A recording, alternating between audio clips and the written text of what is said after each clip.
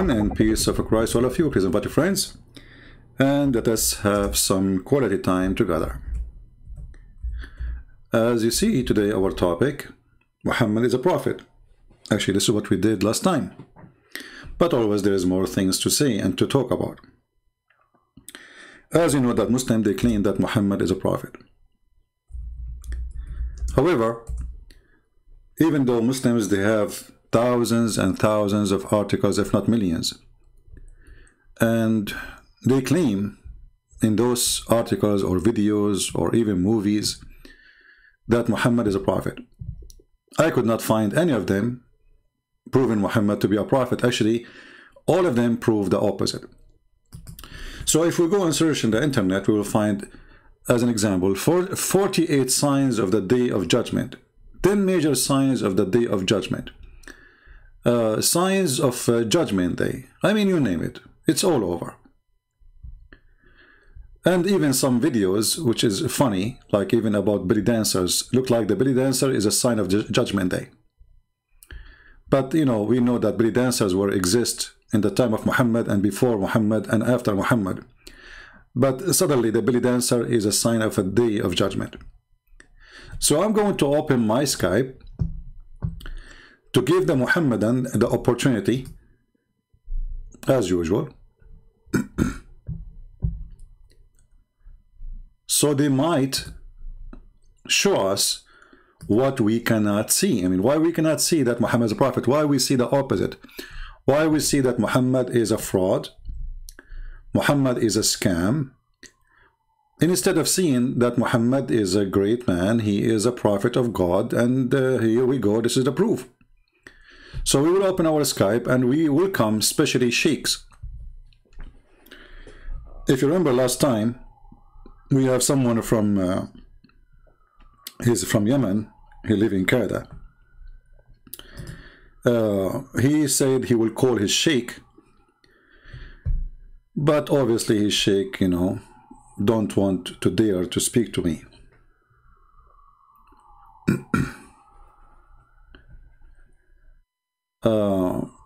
Look like he is online, he is texting me, I'm not sure. Let us see, maybe he has his sheikh.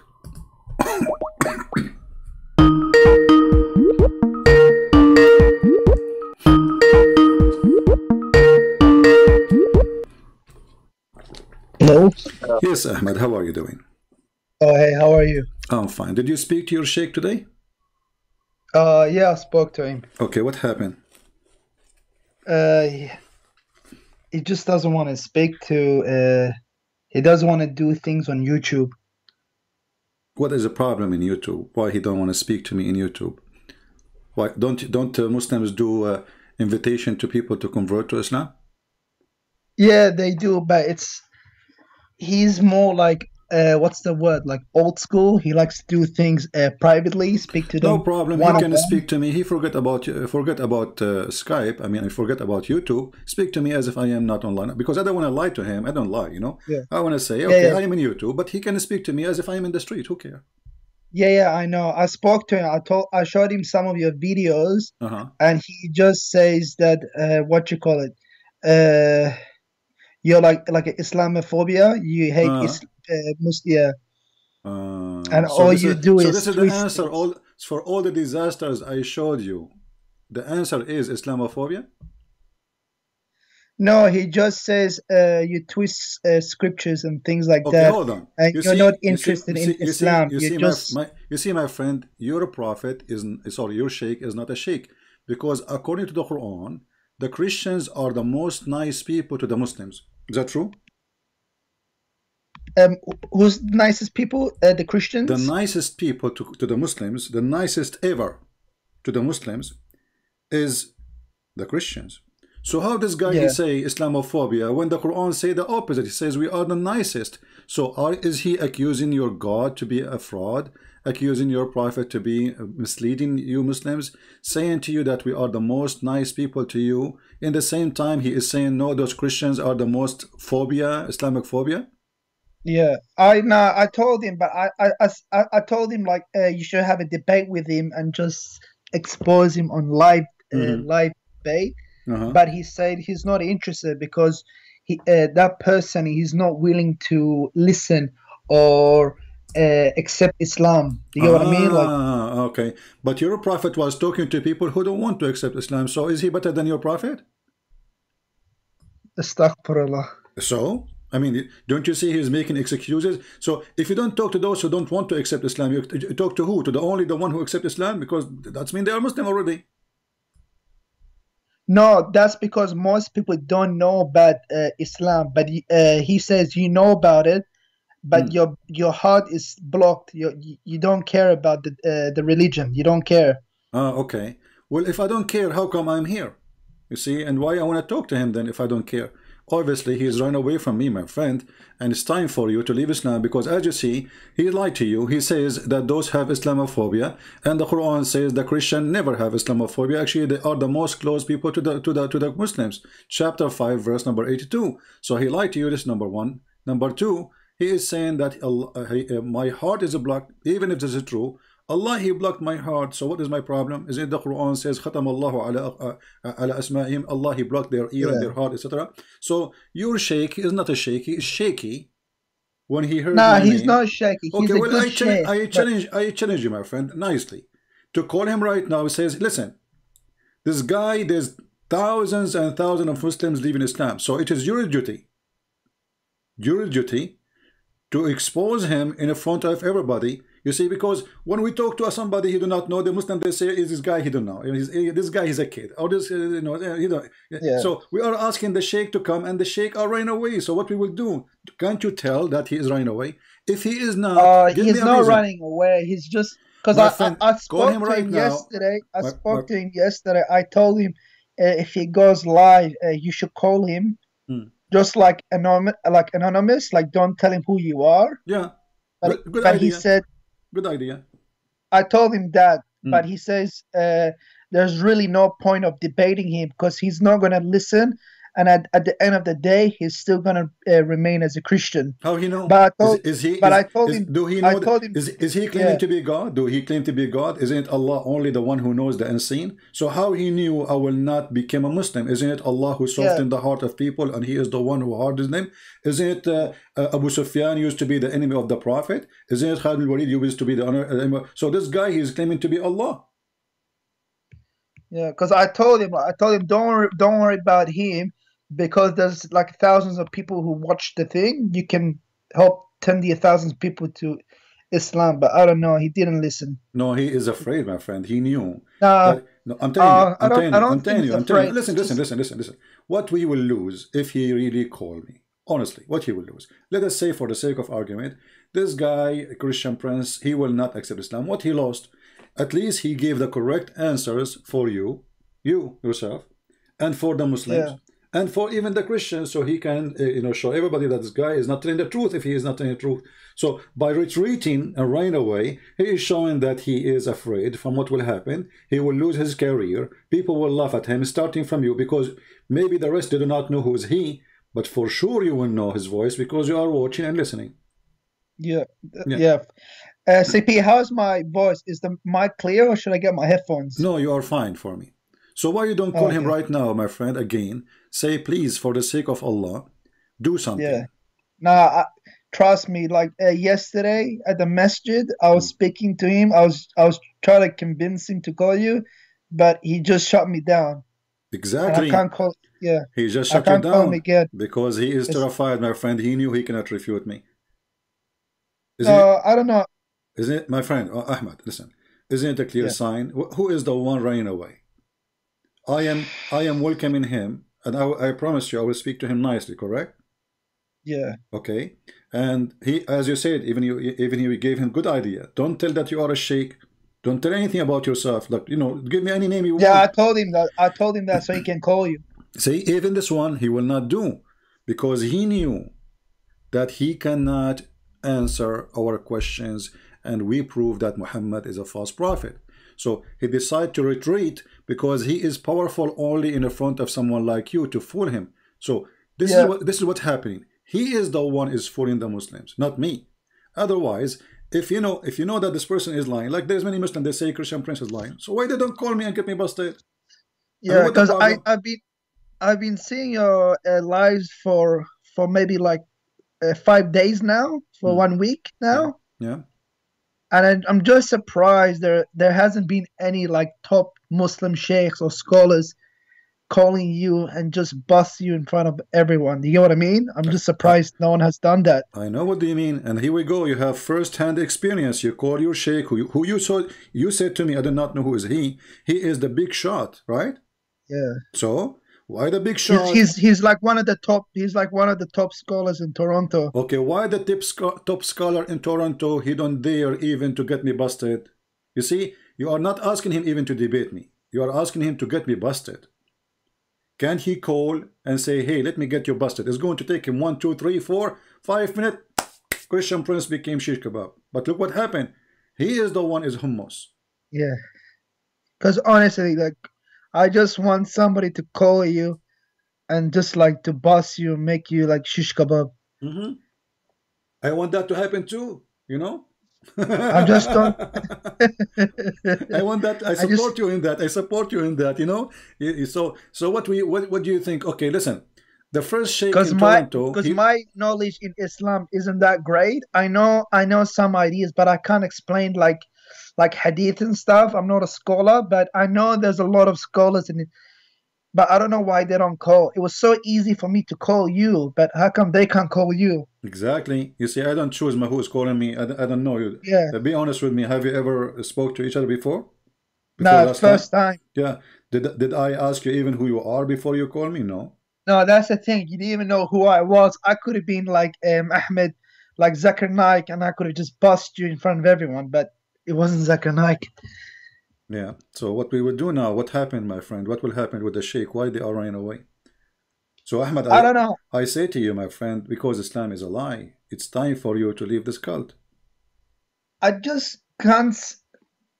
For me, it's either Islam or being an atheist. There's no This is your middle business. ground. You And I, see, what you will be, this is not my business. You want to be an atheist, be an atheist. But, you know, we can talk about that later. But for now, what I showed you last time you called me 2 days ago is horrible. Isn't it you who said to me that the Quran speak about the cycle of the rain? And then yeah, we found the Quran is against that.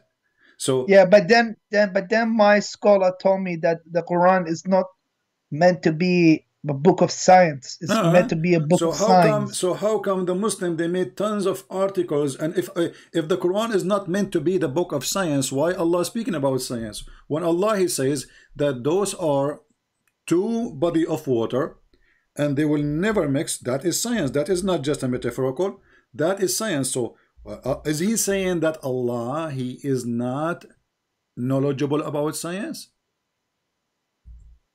No, for sure he is. Well, this is what he said to you, because he is saying, you know, uh, I can say, okay, I can agree that a book about God is not a book about science, no problem. Yeah, But no problem. Yeah, when the Quran speak about science, then we cannot say Allah is not talking about science no more. yeah, that makes sense. So as long Allah he says, okay, you know, that said, those two waters, the fresh and the salty, they never mix. Then they never mix. That's it. I mean, what do we need to play with it? You know, they never mix. They never mix. What you will do? Yeah. So if I am you, and I'm looking for a truth, regardless who is the one who hold the truth, I mean, this is obviously is not from God, because God he don't say stupid things. God is wise.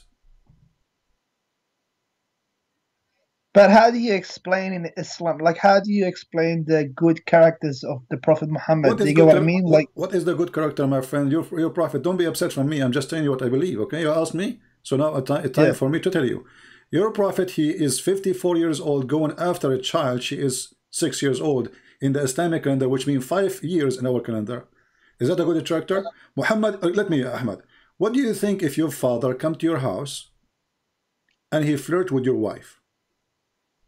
my father flirt with my wife. Yes, what do you think if your dad, God forbid, you know, I'm not insulting your father, I'm saying if, let Yeah, us say, what do you think if your father come to your house yeah. and he flirt with your wife? Like flirt how? Like he's attracted to her, or like what do you mean? Like he you know, likes her? he flirt for her. He say, you know, praise be to Allah who made my heart flip for you. You know, he tell her clearly that he like her, he want her. I would think like he lost his, like he has mental problems, like mental health or something, or Alzheimer or What? something. Okay, Maybe. what about he is a bad person too? Yeah. Do you think a good person will go, even your friend? What about if your brother? I mean, so this is cannot be, because you are the one who mentioned to me the good character, correct? Yeah. Okay, a good character is not you go into the house of somebody and then this man, he have a wife and she is married, regardless if you are a father or the neighbor, right? Yeah, that's true. So you don't flirt, you know, you don't flirt with the women. So I want you to look with me in the screen. You speak Arabic, I speak Arabic. I can give you the link actually, you know, but this is Tafsir al-Qurtubi, volume number 14, page number 190. Let me open up YouTube. I don't have YouTube open. Okay. I just have Skype. Yeah, all right, no problem. I will send you a link. Let me send you a link which is can be shared. This one have Arabic title, so it's going to be hard to share. All right.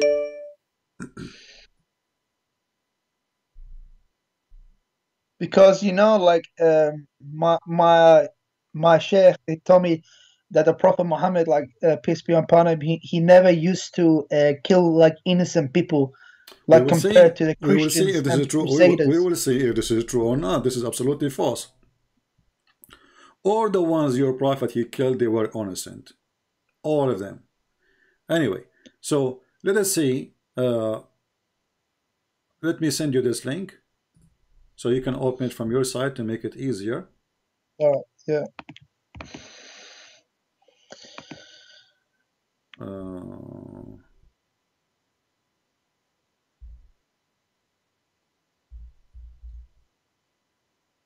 All right.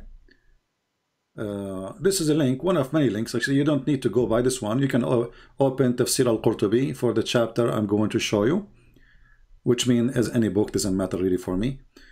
This is your Islamic interpretation. This is what the scholars they say, and this is what the reference at the hadith says. So open with me the link I just gave you. You know how to search for certain words in a page? Is that Control F? Yeah. All right. Search for the word Subhan. Well, I gotta change my keyboard to Arabic keyboard because it's in English. Oh.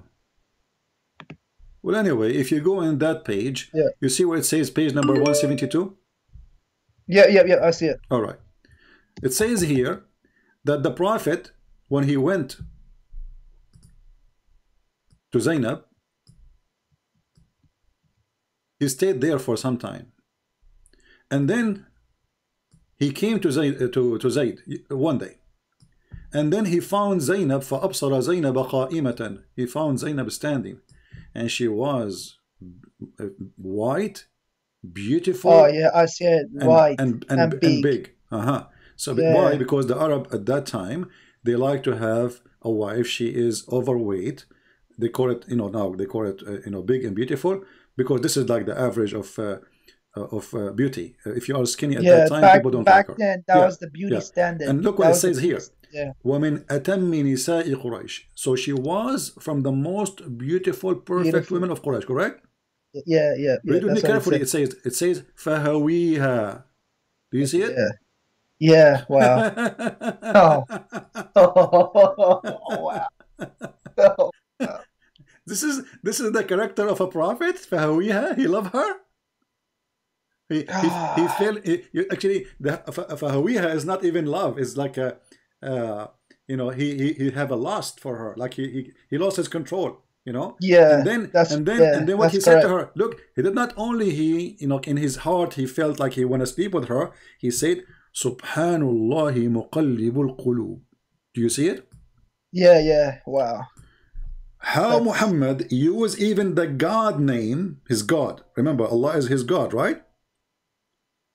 He used his God name to flirt with the married women. Oh, wow. But But the Prophet didn't even have a son. He only had a daughter. Doesn't matter, my friend. He adopted him. This is from the time of Khadija, because Muhammad cannot have kids. He's an impotent man. So because Muhammad cannot have kids, Khadija, she wanted him to have a son, so they adopted this person. But however, he is adopted or not. Let us say you are my friend, and I come to your house. How in the world? And I claim to be a sheikh. I claim to be. I'm not a prophet even. This guy is a prophet. This is supposedly the best of mankind, the Muslim they claim. And you, a second ago, you told me how you explained to me the great character of Muhammad, right? So based on this, Ahmed, if you go to the house of your son one day, you see your son's wife, and she is wearing maybe something see-through, maybe, or you know, she's in her house, and this is her dad, correct? The father of the husband is a father, right? Yeah. It's forbidden for her. So how in the world the father of his own son, he flirt with married women? How in the world, even if he is not a father, he flirt? And not only that, he used the name of his God. Yeah, to flirt I read that. So what do you say?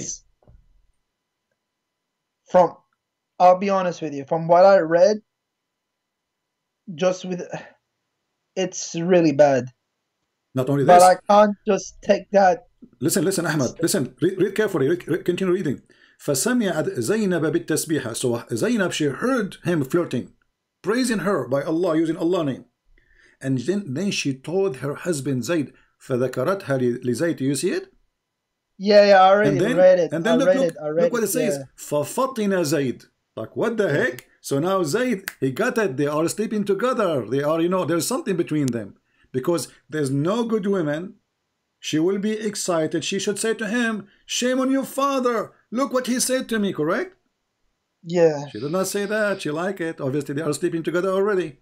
And then he went to his father and he says, oh, Messenger of Allah, please give me permission to divorce her. فَفَطِنَ Zayd. So Zayd got it. They are already together. This is the man they told you he is a good man. What do you think? Well, you know, I can't just. Maybe this was written by the enemy of Islam. My friend, this is Al-Qurtubi, my friend. This is Al-Qurtubi, and you can open the website of the Kingdom of Saudi Arabia. So this is written by the enemy of Islam, and you Muslim teaching it in your school? Are we going to blame the Jews as usual for anything happen? Is that a story written by the Jews? Is Al-Qurtubi as a Jew? No. And by the way, this is not only Al-Qurtubi, this is many books. And nobody says this is a fabrication. And here you will see actually, it says, وَقِيلَ إِنَّ اللَّهَ بَعَثَ رِيحًا فَرَفَعَتِ السِّتْرَ وَزَيْنَبَ مُتَفَضِّلَ. And Allah, He sent wind. Look, Allah is working for Muhammad. Allah is working for Muhammad. Allah, He sent wind, and the curtain is left, and she was mutafaddila, which means she is almost wearing nothing. في منزلها, so she is at home, you know. And then فرأى زينب فوقعت في نفسه. So he saw Zainab and he wanted her. And not only that, فوقع في نفس زينب أنها وقعت في نفس النبي. So Zainab, she noticed too that Muhammad, he wanted her.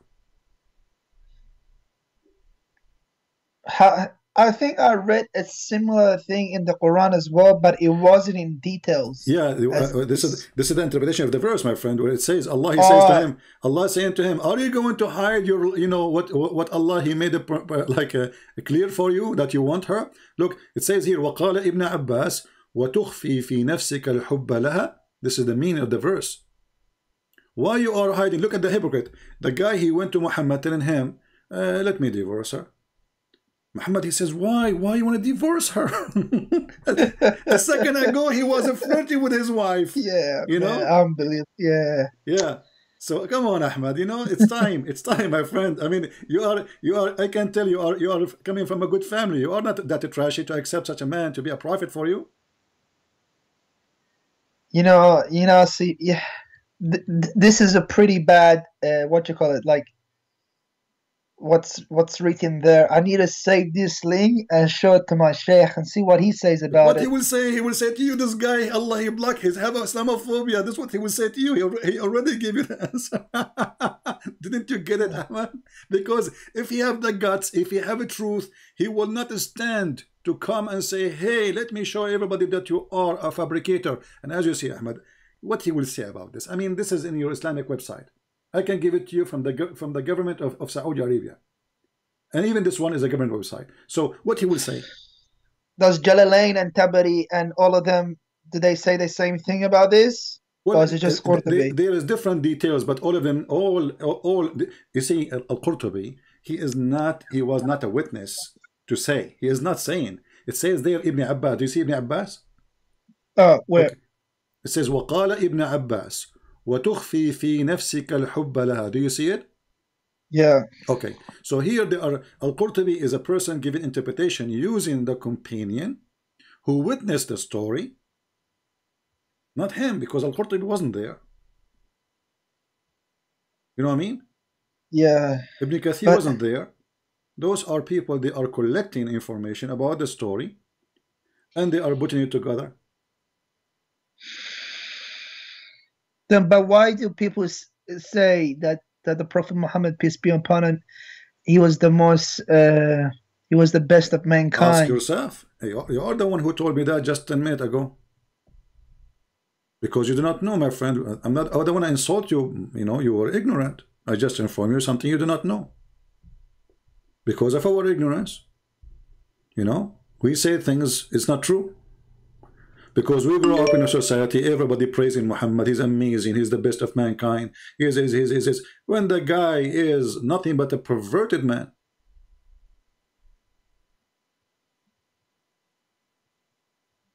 But then how do you explain like all the miraculous times he has won in war? What he won? He always lost, actually. Most of the war, actually. If you read the story of Badr, you will see he predicted, even he told them that there's a few of them will be there. He saw a dream about the number of people who will fight him. They went there, they found a huge number, and look what happened. Just to show you, this is a comedy. So Ahmed, tomorrow you will go to war, okay? And I will say to you, okay, well, one of you can fight 10. Who told me that? Allah. Do you think that if Allah says one can fight 10, Allah can make it happen? For sure. All right. So how come it didn't happen? If you have God by your side, doesn't matter how many. Exactly. If I have God on my side, even if I am one and there's a 1 billion human being, they want to fight me, I will win, correct? Because they are not fighting me, actually, they are fighting God, correct? Yeah. If we go to chapter 8. But the Prophet did win. Hold on. No, he did not. No, he did not. He lost. Listen. Chapter 8, verse number 65. Allah said to Muhammad, Allah saying to Muhammad, this is not Muhammad saying to Allah, O Prophet, rouse the believers to fight. If there is 20 among you, patient and persevering, they will vanquish 200. Correct? Yeah. The Muslim, they went to the war and they lost. And then when he came back, in order to cover himself, he says, verse number 66, for the present, Allah has lightened your task, for he knoweth that there is a weak spot on you. So if there is 100 of you with patience and persevering, they will vanquish 200. So look what happened. From 1 to 10 to 1 to 2. Yeah, wow. Allah now he found a weakness. This is a prophet. So shit, you keep saying shit, it's okay. So so Allah now he found that you have a weakness. Who care about their weakness?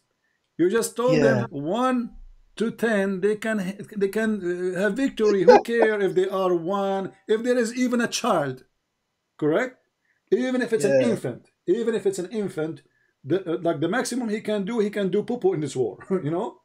If Allah he said, and Allah is God supposedly, if Allah he says he will win, well, he will win. Yeah, I don't know, Alex. That's that's the thing with the Quran, because Quran says that it's a very easy book to understand, But even when I read it as in Arabic, it's still not easy to understand. No, for me it's very easy. I laugh. For me I love because you see, maybe for you it's not easy to understand. I understand the language is stupid. I understand with you. The language is so stupid. It's a hard language. No, it's not a hard language. It's a stupid language. Like I will give you an example.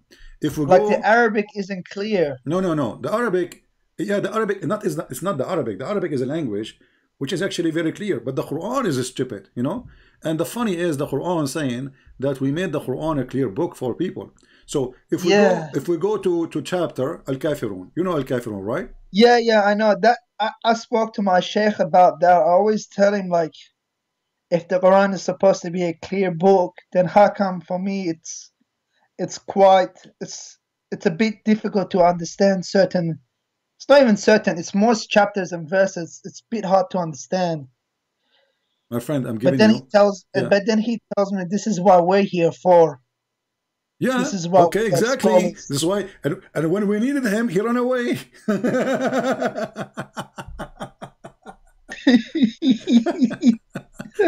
This is what he is for, guys. This is why I'm here for you. And when you call him, oh, I have to go. I cannot do it. Like what the heck? So, Ahmed, I want you to focus on me, and I want to show you. I know you. Do you know this chapter by heart, or you do not know? Yeah, I know this. Can you say it by heart?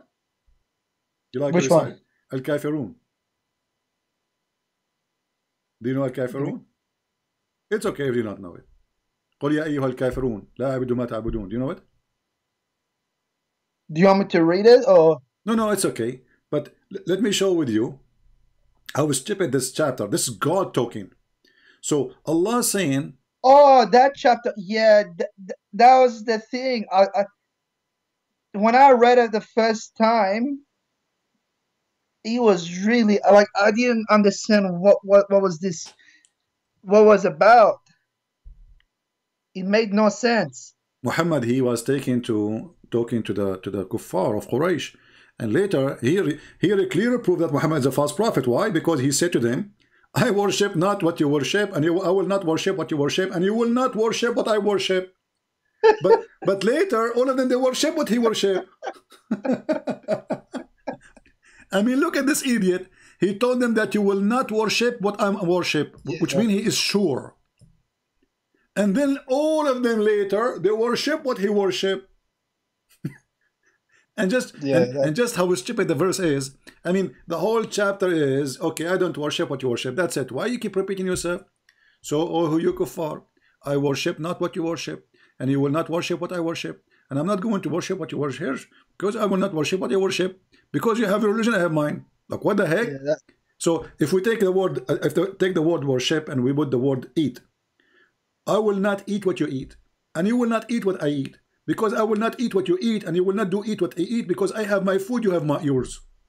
Yeah, it's man. There's some things. That's what I mean, CP. There's some things that I can't explain, that I do not understand. Ahmed, I want you. What about you call your sheikh right now and put him in the speaker? Oh, he was actually very angry this morning. Yeah, because why? Because you're listening to me? He told me to stay away from these kafirs. Yeah, stay away. But let us get closer to him. What about you call him and put him in the speaker? And I say to him, hey, Sheikh, this guy, he insists to talk to you. Can you please talk to him? What do you think? What about if I somehow get his Skype ID? Okay. And you call him without me? Sure. Give me his Skype. I will call him right now. Okay. He's not online right now. He's not. No problem. I will. We will call him wherever we can. No problem. And that way you can speak to him. But yeah, that. Oh man, it's just. So Ahmed, come on, isn't it time for you to leave us now, my friend? I mean, this is your prophet. He go to his son's wife, and he flirt with her.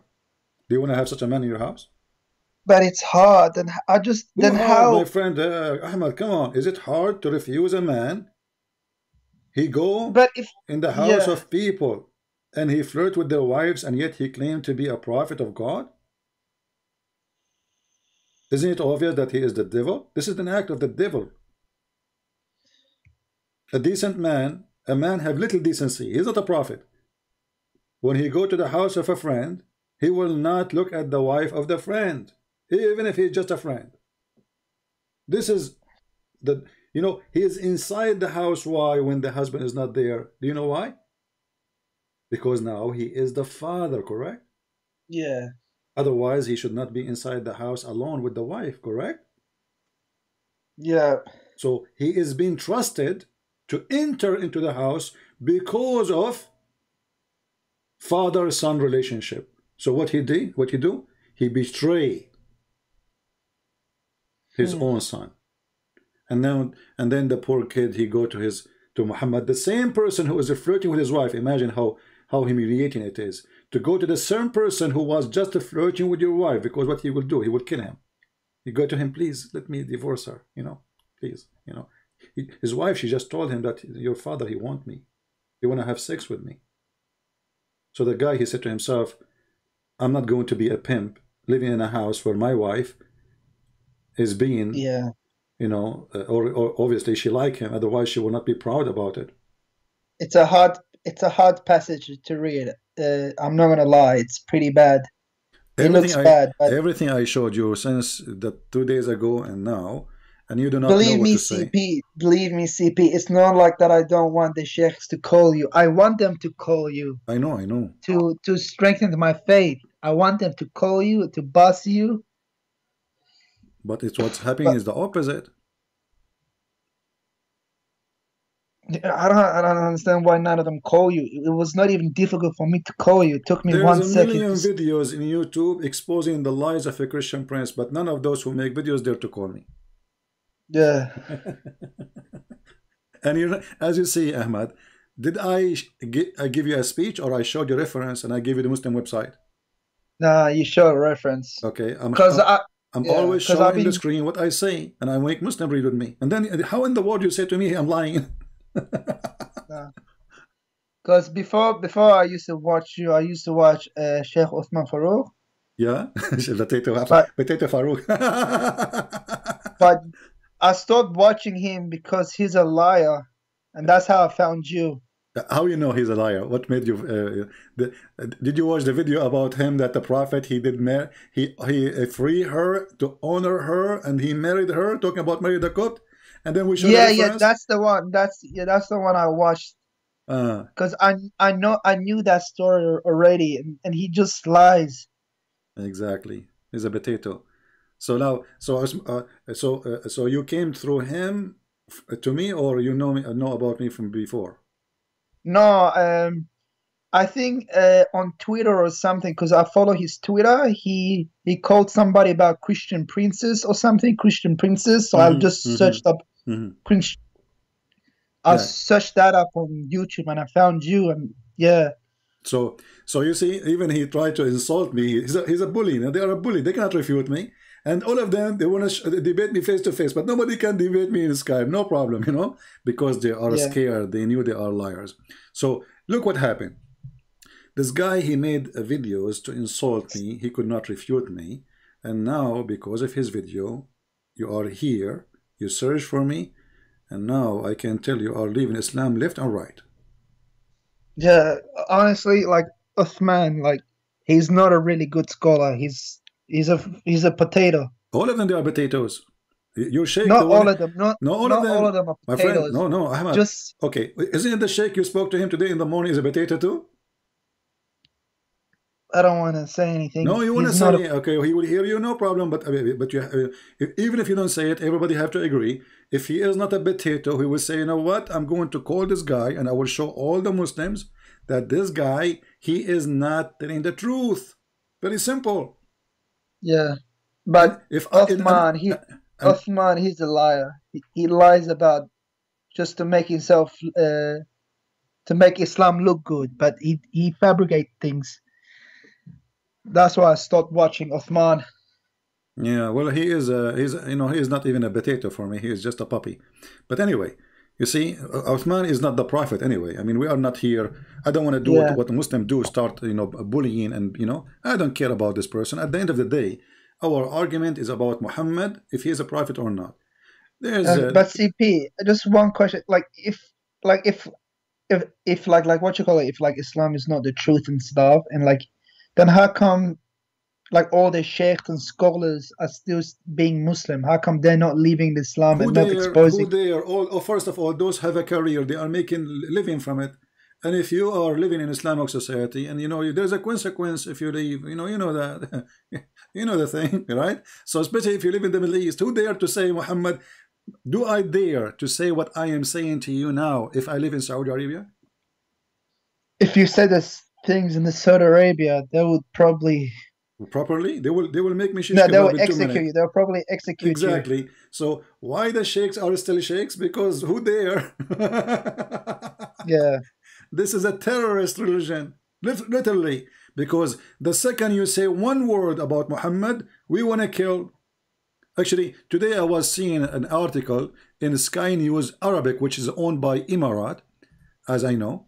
It says that terrorism threatened the Western culture. And now they are saying because of terrorism, Western, they cannot have a meeting with their own fan because a terrorist will be waiting for them. And the story is like it's about the Islamic terrorism. And the funny is that this is sponsored by Emirat. You see, even here it says بتوقيت Abu Dhabi. So they are saying clearly that because of terrorism, Western, they lost their freedom. And who is the one doing terrorism in the West? They are saying the Muslims. And who is the one writing the articles? Muslims. Yeah. That's his name. His name is Hamid al-Kafai. Hamid, Muslim, correct? Hamid. Yeah. Al-irhab يهدد الثقافة الغربية. So because of terrorism, you know, the Western civilization freedom is under threat. What terrorism? You read the article, you will see this Muslim terrorist and this Muslim terrorist and this Muslim terrorist, and they are counting for you what the terrorist of Muhammad they did. So how that can be, you know, you ask me, I mean, how in the, like, why they are still Muslims? That's the thing, man. I just don't understand. Like, it's for me, it was like this because, like, for me, it's either Islam is the truth, that there is a God, or Islam is false and there is no God. Because I tried. Let us first, Ahmed. Because I spoke to my sheikh about could Jesus be God and things like that, and he told me like, do you really believe Jesus? God can do poo-poo and things like that. He says these things. Okay, hold on. Where he got that Jesus was doing poo-poo? Is that there is a reference for it? No, like no reference, but he said he's human. He ate. He okay, slept. well, isn't it the angel Jibril? He came to Mary as a full human being in the Quran, and he was doing poo-poo too. Yeah. Isn't it Jibril who have the Quran says a perfect man, which means you have a penis? Correct. Yeah. Okay, why Jibril have a penis if we cannot see it? What is the purpose? Why Jibril he have a penis if we can if he will not use it? Right? Yeah, right. And if he is a Jibril according to Muslims, and now he came as a man with the penis, well, why the Muslim they call him Holy Spirit? Can a man be holy then? A man can be holy. Nah. You know, but a right, man can be holy, but this is only Jesus, because Jibril in the Quran he disobeyed Allah when he questioned about creating Adam, and this is why Allah he ordered all the angels to bow down to Adam. Nah, that's true. It's, you know, it also frustrates me as well. Like when I speak to like my brothers, like my Muslim brothers, and they tell me that there's nowhere in the Bible that says Jesus is God, but I know already some references on top of my head that Jesus is God, but the reason I don't accept it is because I think that the Gospels, Mark, Matthew, Luke, and John, it's fabricated. It's not reliable sources. My friend, you see, all those names you mentioned, the disciple of Jesus, they were killed. And the reason is what is written there. So why anyone? Remember, they are not killed because they are killing people. They are not killed because they were attacking like Muhammad. Just for preaching what is there. So why somebody will give his life for a lie? He knew it's a lie if it's fabricated. Yeah, that's the thing about, like, I don't understand, like, why would like Allah after like 600 years or 1,000 years says, oh no, Jesus didn't die, I rose him up to the heavens. Actually, so he pretty much misguided like 2 billion people. Yeah, not only this, Allah in the story in the Quran confirmed that the Bible you just said it's fabricated is true. Why? Because what the Quran says, that Allah, he made someone look like Jesus, correct? Yeah. Okay. Yeah. So that's mean the Bible is true, because I write what I saw, and Allah, he says this is what they saw. Correct? Yeah, that's correct. Yeah. So how the Bible is corrupt? You know, the witnesses, they wrote what they saw, that Jesus was in the cross. Jesus, he spoke in the cross. Jesus, he died in the cross. And the Quran confirmed that. So how the Muslim, they say Jesus was crucified. So what they are confirming actually is a stupid story, according to Muhammad, that Allah replaced Jesus by someone else. He looked like Jesus. But who can prove that this is Jesus who is not Jesus? So if I go right now to execution and I see somebody, his name is, let us say, Abdul, he been executed, and then you ask me, did you see him? I say yes. He was him. I say yeah, I saw him with my eyes. And then 600 years after, you say no, this is someone look like him, brother. That's brother and sister. Allah, he put Jesus in the cross. But the fact is what is Jesus. Because Allah, he don't like Jesus to be crucified. And then Allah, he deceived the Christian and the Jews. And the Jews, they were thinking, this is Jesus, that's not Jesus, this is Jesus, that's not Jesus. And then they were saying to them, well, this is Jesus because he looked like Jesus. He talked like Jesus. His hair like Jesus. His eyes like Jesus. And even his iPhone is Jesus' iPhone. So, therefore, this must be Jesus. However, brother, sister, this is not the true Jesus, because the true Jesus, he don't have iPhone. He has Samsung. Like, what the heck? The true Jesus, he don't have iPhone, he has Samsung. So what is the proof? What is the proof this is not Jesus? What a stupid story. So Ahmed, I'm glad for you that you decide to leave Islam, because from what you said already you are saying the Quran is funny. Quran is stupid. Yeah, it's just like there's some things it just doesn't make sense, and the satanic verses, nobody has really explained that to me really well. It's just can I explain to you? Like, hold on. You see, the Muslim, they say, I will use the satanic verses as a sword with two sides. Let me show you how. A second ago, you said to me, because suppose this is what they told you as a Muslim, right? That the Bible is corrupted, correct? Yeah, they say the Bible is corrupted. If we go, me and you, chapter 22, verse number 52. What the verse saying? That every messenger before thee, which means Muhammad, Shaitan, he put words in his desire. But what Allah will do? Allah will delete it, correct? Yeah. So how the Muslim, they say that the only book is protected is the Quran. If the verse saying that all the prophet before you have those is similar, which means somebody, Shaitan, he is trying to corrupt their words, but don't worry, Allah will cancel it, Allah will delete it, Allah will erase it.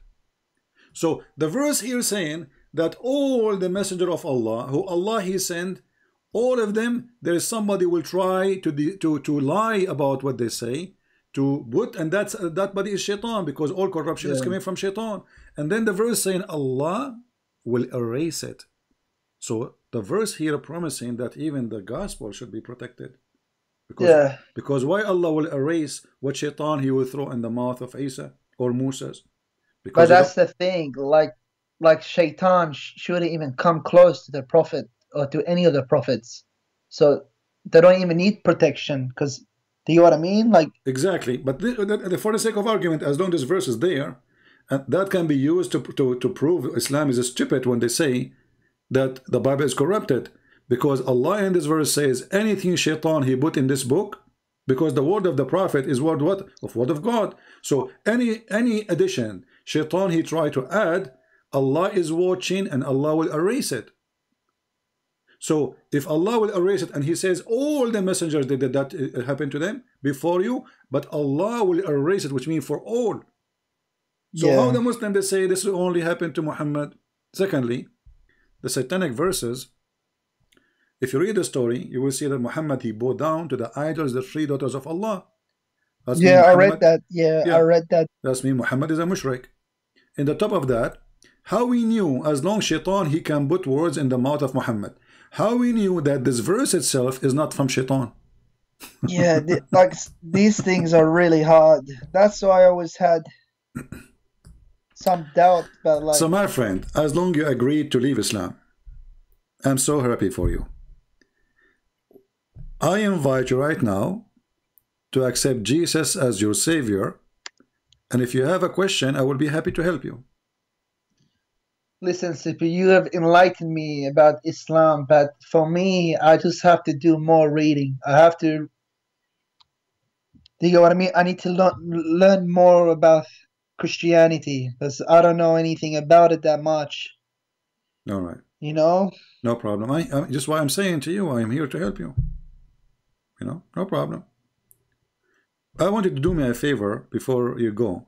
What about you call different sheikh, as long the first sheikh you run away? Maybe the second sheikh would do it. Do you have another sheikh?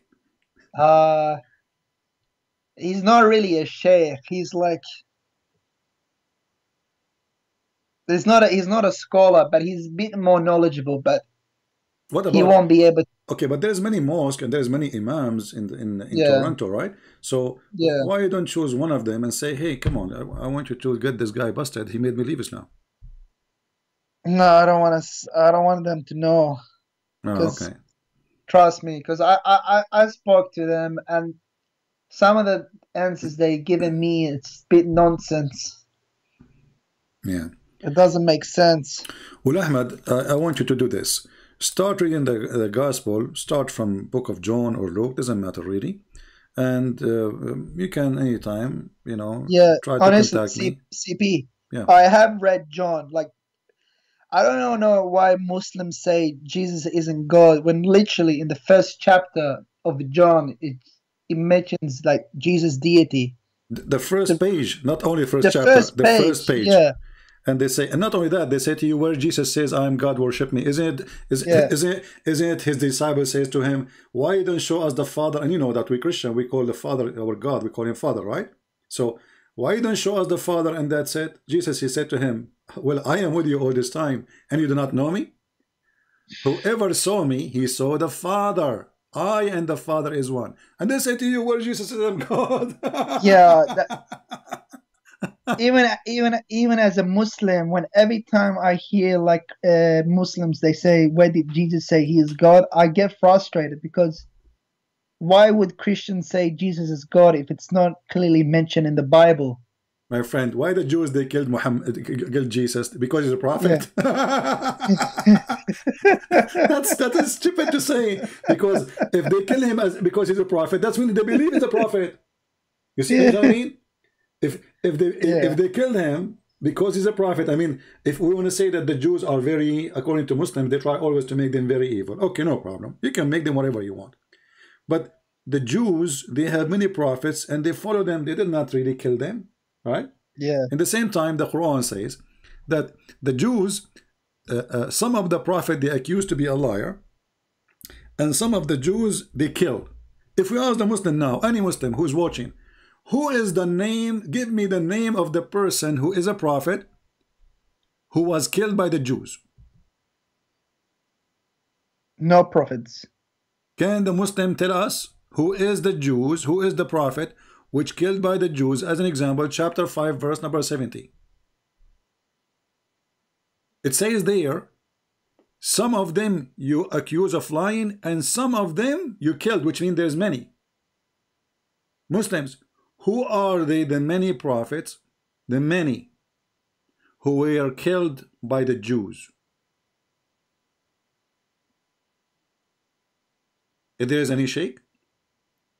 So Ahmed, I will be happy to receive call from you again when you like to know about Jesus more, and you like to I would love to, my friend, you are a nice person, and I would love to save you from hell.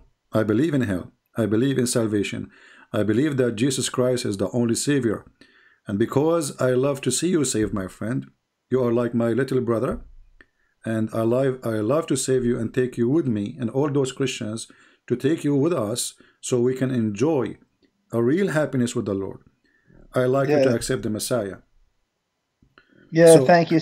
You have definitely enlightened me. I'm definitely going to read the Gospels, but can you just like, for me, the biggest issue with Christianity is not Trinity. Like, Trinity, I don't know why sometimes Muslims say, oh, Trinity doesn't make sense, or this doesn't make sense. For me, it's like, how can you make sense of God, of who He is? Your mind can't comprehend who God is. Yeah, that's true. Do you get what I mean? Yeah. I mean, we call so him, it doesn't matter. We call him Almighty. Why we call him Almighty? Because he's Almighty. What Almighty mean? There's no limit of what he can do, right? So he's Almighty. So when this man, he says to you that Jesus was a man, so are you saying to me that God Almighty, he's capable not of being a man in the same time God? This is against the word Almighty. This is against the word God. But wait, CP, do Christians believe that Jesus is a man, or he just became a man? My friend, the Bible teaches that for God he humbled himself. He humbled himself, so he come in a form of a man.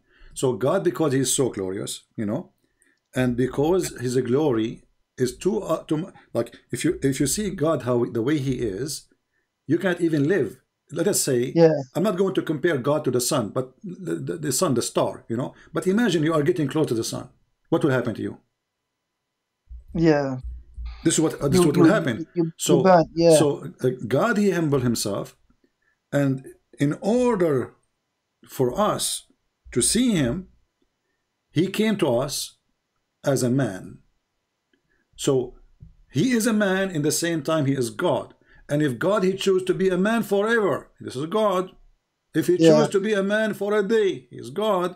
If he choose, you cannot tell why God, you cannot do this. Honestly, CP, sorry, that's the biggest issue with me. Like, I spoke to not my sheikh, but with one of my friends.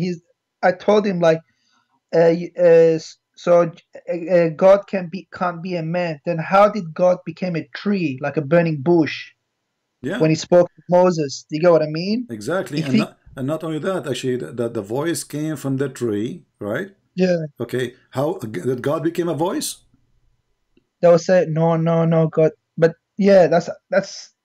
Is the voice of God is the voice of God is God? See, the Muslims, just because Muhammad, he said, they refuse. As an example, I never saw a Muslim making fun of Mary being a virgin giving birth to Jesus, correct? Yeah. Why? Because the Quran says so. But imagine if there is no verse in the Quran, they will laugh at us. You know it. Yeah. So just because Muhammad says so, okay, it's true. When we ask the Muslims, is Allah is a fire? They say to me, no. So what this verse in the Quran saying? Blessed is the one in the fire and the one who is around the fire. Who is the one in the fire? Moses, he heard the voice of God, and the voice of God is coming from the tree, from the fire. Okay, and then it says, but when he come to it, chapter 27, verse number 8, he was called, blessed is who is ever in the fire and who is ever around it.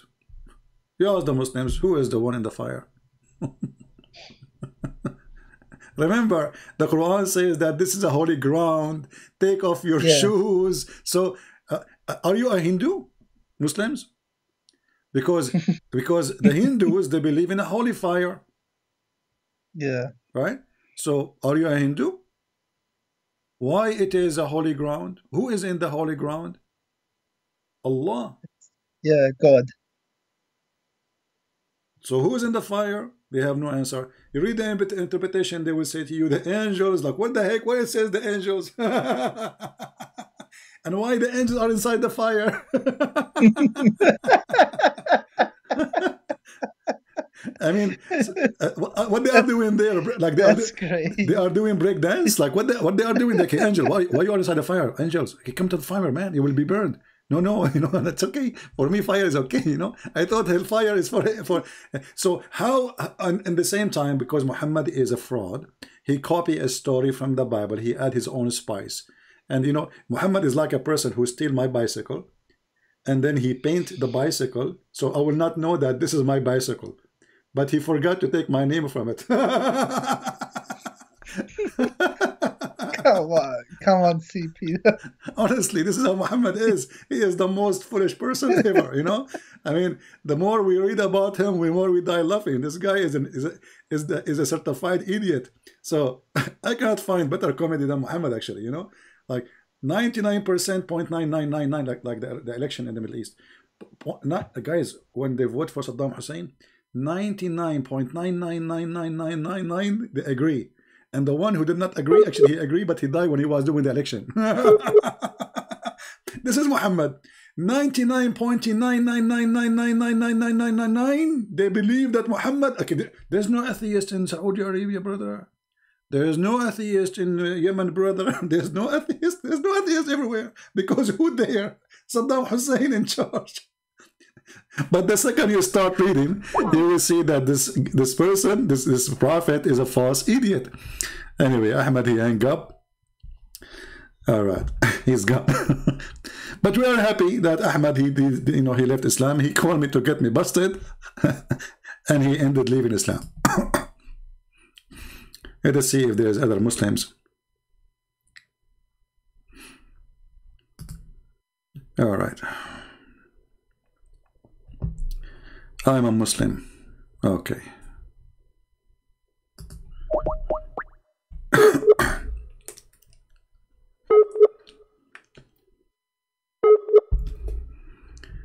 I'm glad that Ahmed, he decided to leave Islam. Wonderful.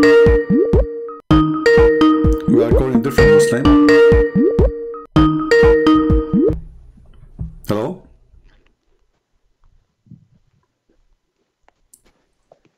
Hello? Hello? Yes, my friend. You are a Muslim, right?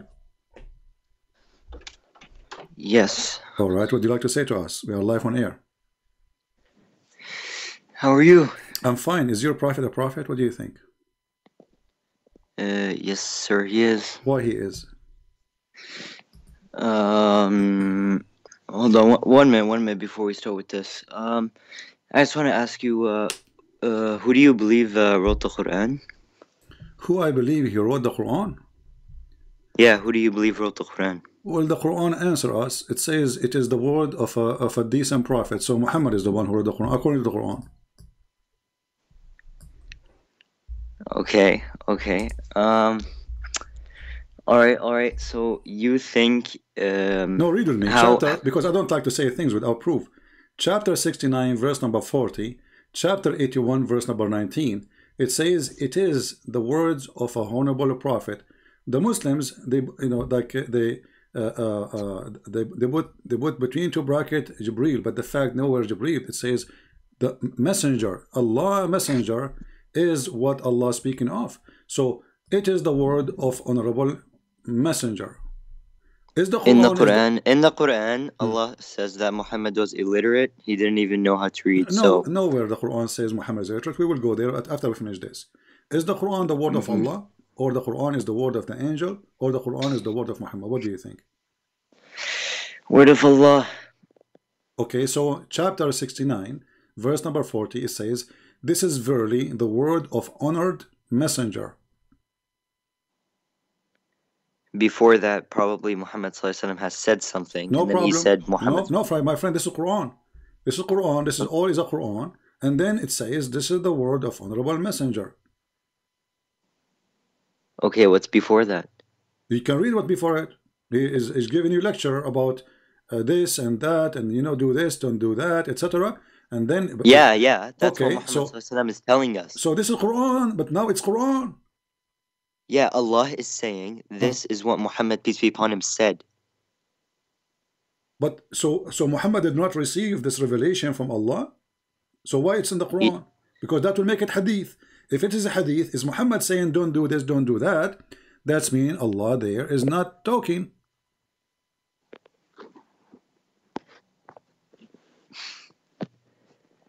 Okay. Yeah. Can I have a question? What do we want to skip this one now? Let us try to find the answer, my friend, before we go. No problem. I did answer. I did answer. No, you did not answer. You did not answer. If you say this is Muhammad, that's mean the Quran. But this is the Quran. So you just admitted that the Quran is a word written by Muhammad. You're not even reading what was said before that. Read. Okay, read. Go ahead. Read. Read as much as you want. So what? I can't see. I'm on the call. Open chapter 69, my friend. Open chapter 69 and read any verses you want until 40. There's not the problem. It says that I have to go. I'm going somewhere. Oh, you have to go now. No, I'm not going. I'm not scared of you, man. Okay. Yo, chill. Right. I'm not leaving. I have to go in like 15 minutes. I have to go. Let me just. I want to. I have a question I don't understand. All right. All right. Go ahead. Are you with me? Mm-hmm. How is Jesus God and he doesn't know the hour? Well, that's a great question. How Jesus is God? He do not know the hour. So the one who do not know the hour, he cannot be God. Correct? Yes. Well, the same chapter you are reading from, you will see that Jesus, he told them what will happen exactly and when the hour will come. We Christians do not believe in the predestiny, which means the more we sin, the faster the hour come. And Jesus says, only my Father, which means he have the decision because he is the Father. That's why we call him the Father. So Jesus, he said, I've been given the power over the flesh. It is to my Father to announce the hour, not to me. So we believe in the Trinity. God the Father, God the Son, God the Holy Spirit. It is the job of the Father to announce the hour because he is the one in charge. For me, I am the judge in the judgment day. And the same chapter Jesus said, this is what will happen, and this is what will happen, and this is what will happen. And when all of those things happen, I will come to you. So Jesus, he knew about the hour, but the one who will announce it is God in the same time, with God the Father. Okay. In the same time, so, hold on. What kind of God? You are the one who agreed with me that God is the one who know the hour. You said yes, correct? Mm-hmm. Okay. What kind of God? He says the moon is split and the judgment day is near and nothing happened.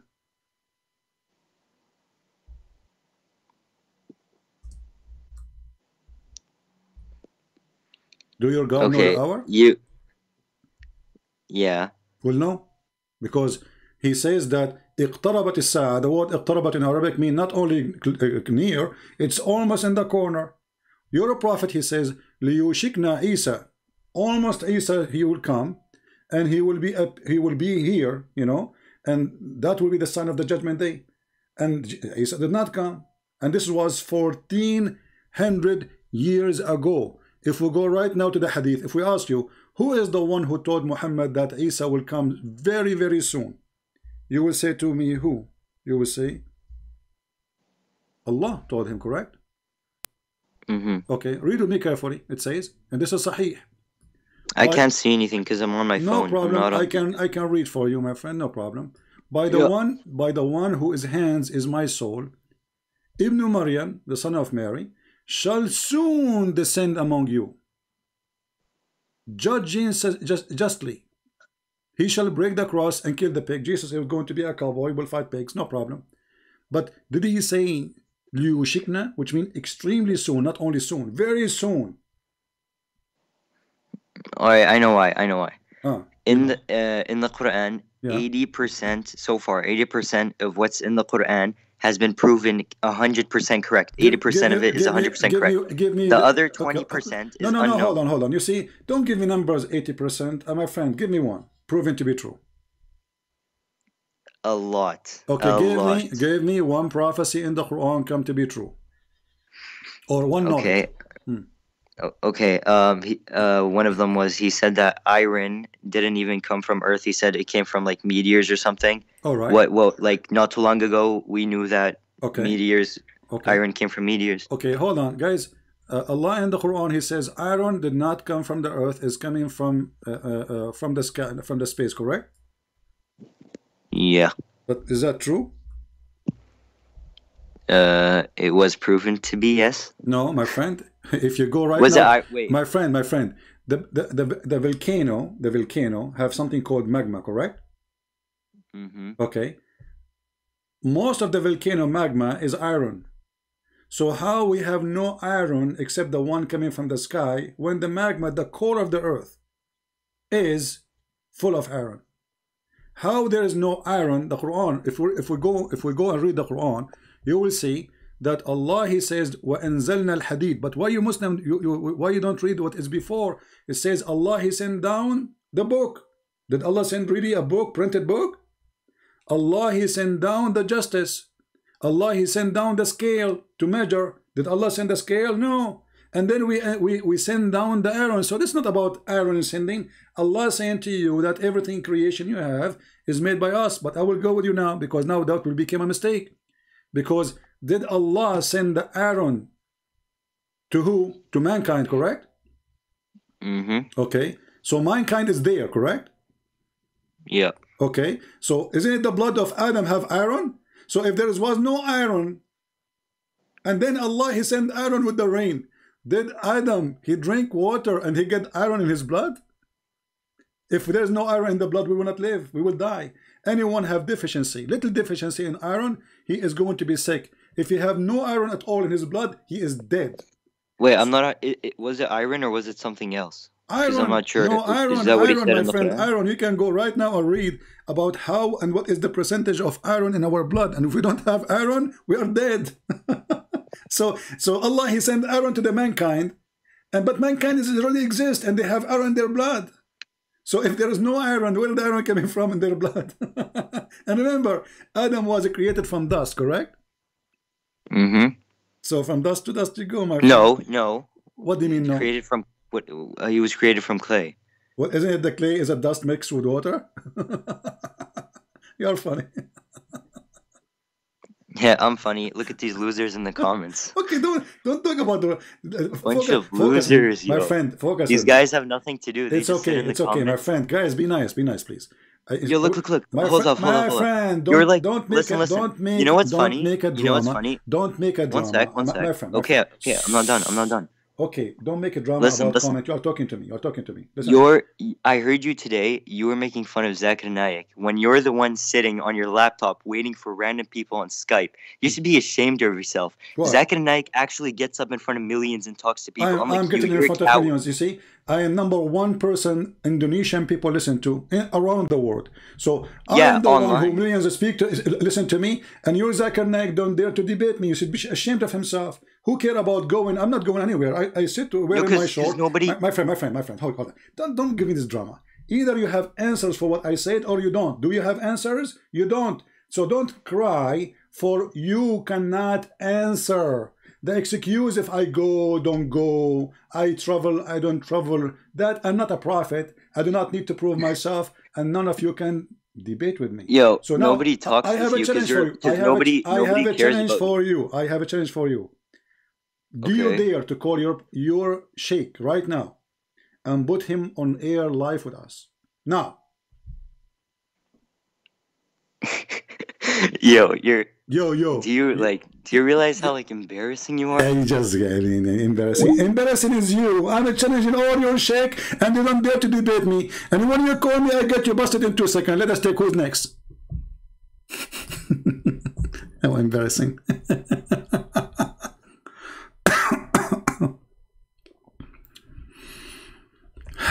Okay, Ahmed, you want me to call him again? Let us see.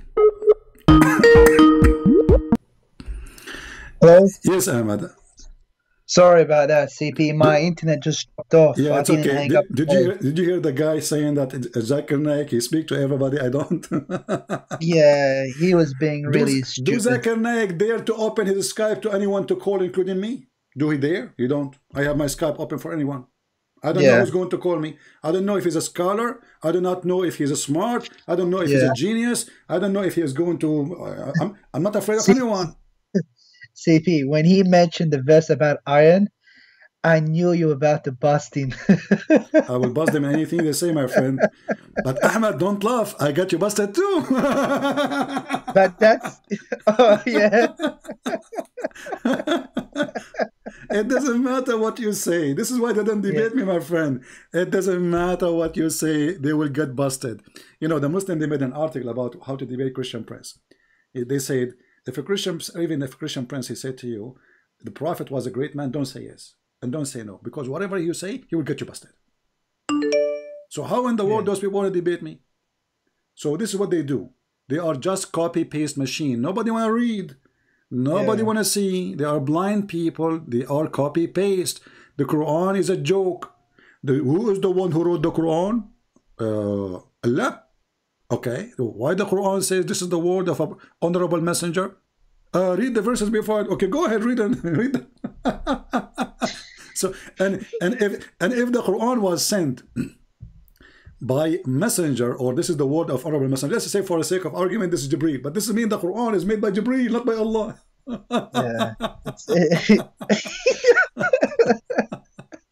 What a comedy. I'm not sure what to call it, comedy or drama. You know, you tell me.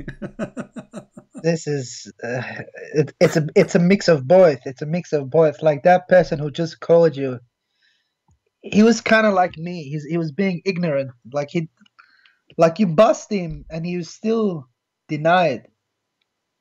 You know, Allah, He sent down feather. The Quran says, وَأَنزَلْنَا عَلَيْهِمْ لِبَاسًا وَرِيشًا. Allah, He sent down clothes and feather on us. Why? Somebody told Allah that all of us were Indian. we were feather. You know, like I understand that Indian people, American Indian, they would put feather in their head. But Allah, He says, لِبَاسًا وَرِيشًا. Like, what the heck? I never wear feather. You know, and the funny, when the Muslim, they translate Libas and Warish, they take away the word the feather. I mean, why you are taking away the word? You know, why they say? Let us see if we go in the Quran. Let us find the translation because it's hilarious. You will find 99.9 of the Muslim translation they take off the word feather. I don't know why. You know. Hey Muslims, anyone can tell me why you speak Arabic, Ahmed? Does it say Sawatukum Warisha?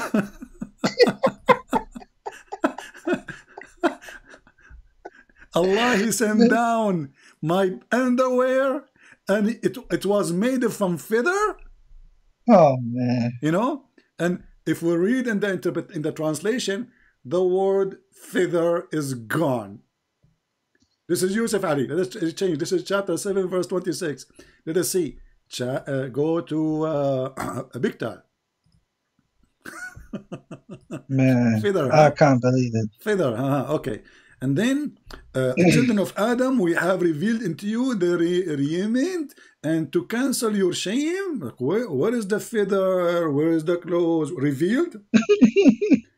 Clothing is revealed. We have revealed. Underwear became revelation. Look at the translation. It says, we revealed into you. Clothing is revelation. And what happened to the feather? They took it off because they want to cover by the feather the stupidity of Muhammad. Allah, He sent down feather, brother. Allah? Are you sure you sent feather, Allah? Absolutely. Man. Look, all translation, no feather. Allah, look at the first translation. It says, and we have provided for you clothing. Yeah, it doesn't say that. It says, is not correct. Anzalna alaykum. We send down on you clothing to cover your parts and feather. Liars, they have no shame and they corrupt their book just to cover the stupidity of a so-called prophet. His name is Muhammad. They don't want you to read. They don't want you to see that this cannot be from God. This is an idiot. God did not send feather, and we are not a chicken. Yeah. You see, if we are a chicken, I will say, okay, well, Allah, He covered us by feather. But did any of you Muslim have a picture of himself when he was a baby? He was covered by feather? because maybe you were born with covered with feather, and then your mom, she took the feather away. Anyway, Ahmed, there is anything you want to say, my friend? Yeah, I just want to say, like, yeah, thank you, CP. Like, Ahmed, don't thank me, my friend. Don't thank me. I want you to accept Jesus. Come on. I want you to be saved. I want you to come to Christ. I want you to be. I want you to be with us in the heaven of the Lord. Yeah, for sure. Like, yeah, like I just have to do my own research. I just gotta, you know what I mean? I have to read it and understand it myself. All right.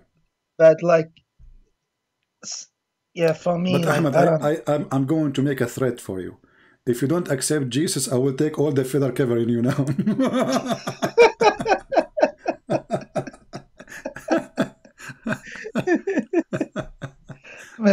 All right, Ahmed. Thank you, my friend, for calling. I hope soon you will see the truth and you will accept the Messiah as your Lord, and I will be happy to take you anytime to answer you about some questions. You know, maybe I will be able to help you to accept the Messiah. I just have one question, CP. All right. How come, like on YouTube, like, because I honestly, I always look up like Christianity versus Islam debates. How come always the person who is defending Christianity, they always like somehow lose? They just, do you get what I mean? No, you see, there's not. See, let us say, you see, debate is a gift. It's not just anyone. Number one, you have to have knowledge. So most of those people, they are not people of knowledge. And secondly, you will see, as an example, Hidayat, the most famous one, right? Yeah, you will see that yeah, I watched a lot of his videos. You see Hidayat is the most stupid ones to defeat in 2 seconds. When he debated an Arabic Christian, he lost immediately. And he refused to show up for the second debate. So the Muslims always, they debate who. Can't you tell? They are running away from me, but they will debate anyone they think that they can make it look like they have a victory. So let us say they choose their customer. You know, this is not a debate. Yeah, that's so true, especially in speakers' corners. All of them, doesn't matter. Yeah. Speaker corner, anyway. If you are an American blonde or etc., a person who do not know much about Islam, all of them, they want to debate you. But when it's come to someone like me, and I hope in the future we will have thousands and millions like me, the Muslims will leave Islam. So Christians never lose. Never lose. Because the truth is not about them, is not about me, is not about you. For we have a Christ, and Christ is the one who will never let himself lose. He is the truth. He said, I am the way, I am the door, I am the truth. So how he lose? Even the Sayyid Muhammad, he says that the Messiah will come, and when the Dajjal, he see him, he will dissolve like salt. This is how powerful the Messiah is. So don't blame, let us say, a weakness of somebody on Christ, because most of those people, they are not used to Muslims. Muslims are aggressive. Muslims, they try to intimidate you, and those people are not used to this, you know. So the Muslim, they cannot intimidate me. They will never be able. Actually, they are intimidated by me. It's the opposite. That's why this Uthman, you mentioned his name, he is coward. He don't dare to let me even call him. All of them, they are intimidated. But when they speak to a nice Christian who is just trying to explain to them things, they try their best to intimidate him or to make a mockery of them. I'm a person, nobody can make mockery of me, because in a second I will whip the floor with you if you try to do so. So they are not gifted, many of them, but always there is somebody is gifted. He can make Muhammad shish kebab, and we are. And I am a living proof. That's why I wanted my sheikh to give you a call. I wanted it so badly. Will never happen. Will never happen. It didn't happen. Yeah, will never happen. That's why when it didn't happen, when he refused it, I started to doubt myself. Correct, because you ask yourself, okay, what he will lose anyway if he is saying the truth, and he is, you know, he's convincing, he knows. I mean, this is not a guy who do not know. So Christian Prince, he can say something and let us say you know, make him confused. This is a scholar support. This is a big sheikh. He is the one. And he said to you, this is what we are here for, right? Yeah. But when we need him, he's not, you know, this guy is like the guy who worked for the fire department. He work only when there's a snow. When there's a fire, he never comes When out. there's a fire, he says, this is not my expertise. Man. All right, my friend. CP, do you recommend any good like Christian versus Muslim debate or something along those lines? Well, I mean, there is you know, good people who, especially about the Bible. I will like recommend Sam Shamoun is good, you know. Who? Sam Shamoun. You don't know him, Sam Shamoun? No. You can search his, you know, people. They can post his link for you in YouTube. You know, he's very good. He is very well versed in the Bible, and he is a very smart person. But, you know, I cannot really recommend people because I believe that the Lord, he opened your heart and he will guide you. Just ask him to lead you where to go, and you will. The same as what happened to you. You listened to Uthman, who was insulting me. Even though Uthman is speaking of the devil, the Lord, he made Uthman a leading sign for you to come to me. And here we go. You left Islam. So Uthman ibn Farouk, he never imagined that when he make a mockery of a Christian prince because he's a coward, he don't know how to deal with me. I get him busted already many times.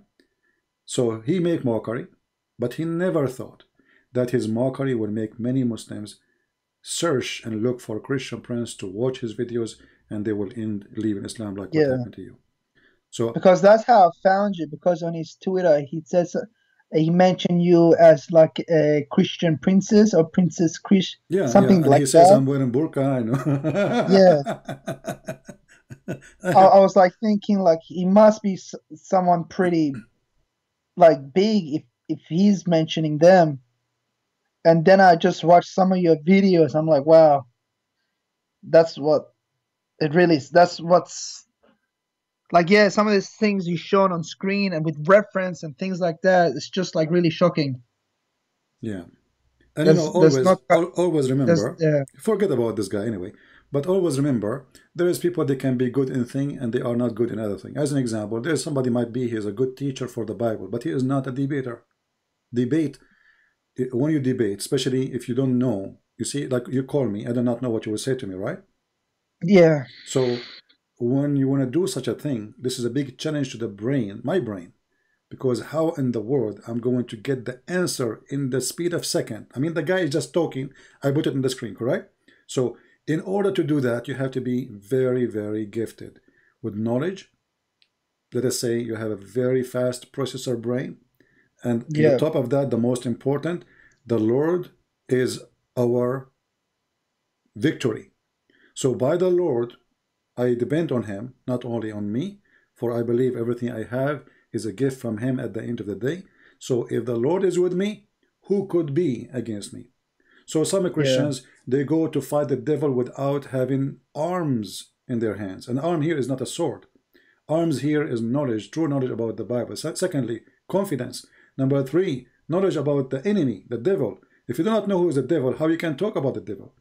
How you can fight the devil? It's like now today we want to fight a virus, but we do not know anything about this virus. That is mission impossible. So the Bible orders us to read, to search, to find the truth, and the truth will set you free. So a Christian, when I debate Muslims, should know about what they believe, not only about what he believes. Same time, he should not allow them to intimidate him. Most of those on speaker corners, actually just a few days ago, I said a word. I said potatoes. You know why? Because two Christians were talking to a Muslim, and the Muslim is schooling them about ethic. And those two, which I call them potatoes, they were like, okay, you know, okay, Muhammad, oh, okay. Yeah, that's what I mean. Like, those are sort of the videos I watch that make like, wow, Christianity. Yeah, so why those Christians, they don't say to him, your prophet is a child molester. Your prophet says, go and bite the penis of your father. Your prophet, why you are quiet sitting there like a potato? So, my friend, those are not, and they should not be there. So we don't judge Christianity by somebody who know nothing. They are just, you know, let us say good Christians trying to give the good news about Jesus. But they are not debaters, obviously, and they do not know and they don't have much knowledge. especially if they're trying to debate against Muslim, because I know, like, Arabs they're very aggressive. Yeah. You know. Well, you know, they can say whatever they want, and but in the end of the day, like we sometimes, prove like them when wrong. I'm watching Christian best, like in the speakers' corners, I'm like even though I'm a Muslim, I say to myself, I can defend Christianity better than they can defend You it. are right, actually. You are Do you get right. what I I mean? mean, yeah, they are, because they are not really, they are not qualified. You see, this is a speaker corner. It's a street. Anyone jump there, and he's supposed to become Yeah, suddenly he's a Christian. And maybe I'm not saying, but even those Muslims and maybe those Christians, none of them he practice what he is talking about. It is mostly it's a place to shout and kids talk, but no professional talk and no real debate is happening. And Muslims, they are the best in mockery, you know. So they try yeah, to intimidate you, like, you know, they did hit a woman. Her name is Hatun, you know. They hit her. yeah. I But saw that one. yeah, Yeah, so this is who they are, you know. They are not really defending Islam.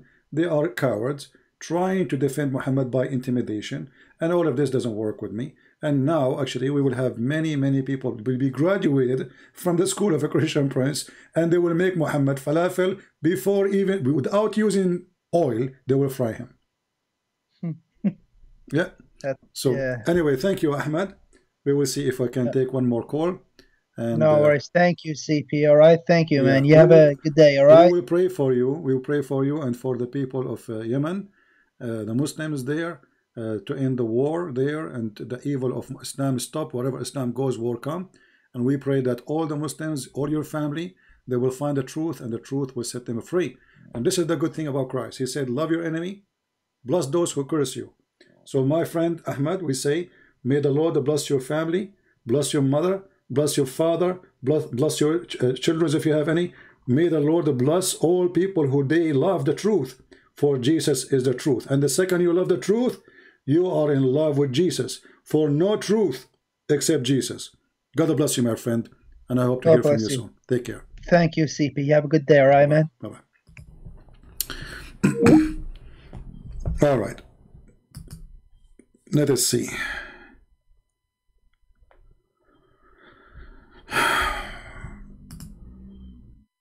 Okay, Muslim here. All right, we have a Muslim.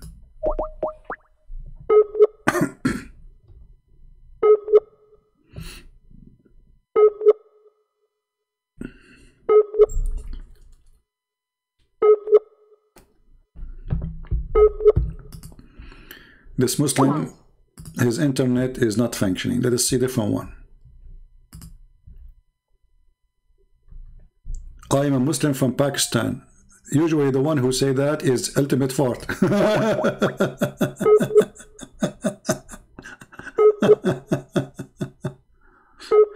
Okay, a Muslim from Pakistan.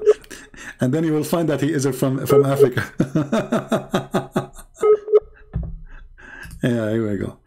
Okay, forget about this guy too. Anyone else?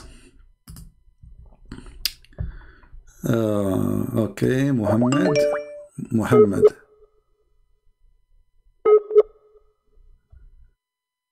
Why everybody is internet not working?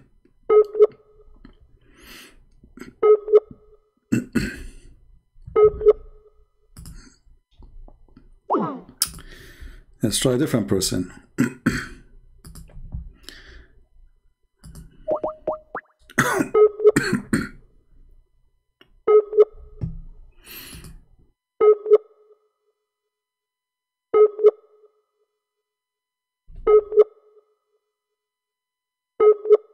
Well, I don't know. Look like Skype, those Muslims, they say to me, call us, and we try to call them.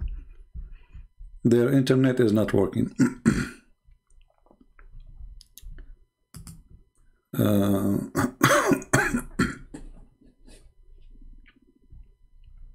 If you are a Muslim, you like me to call you, just text me, please. Says, I'm a Muslim, please call me. Don't send me a message waving your hands, you know. Just tell me that you are a Muslim and you like to be called, and we are live in YouTube. So what is the proof that Muhammad is a prophet? There is no proof except the opposite. Well, Muhammad, he said, or he claimed that the plague will never enter Mecca. Okay, there's a Muslim trying to call me. Let us see.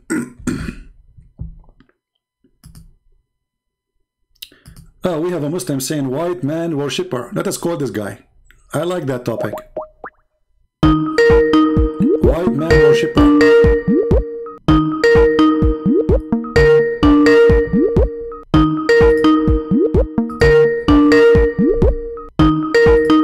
Maybe he's a coward, he won't answer.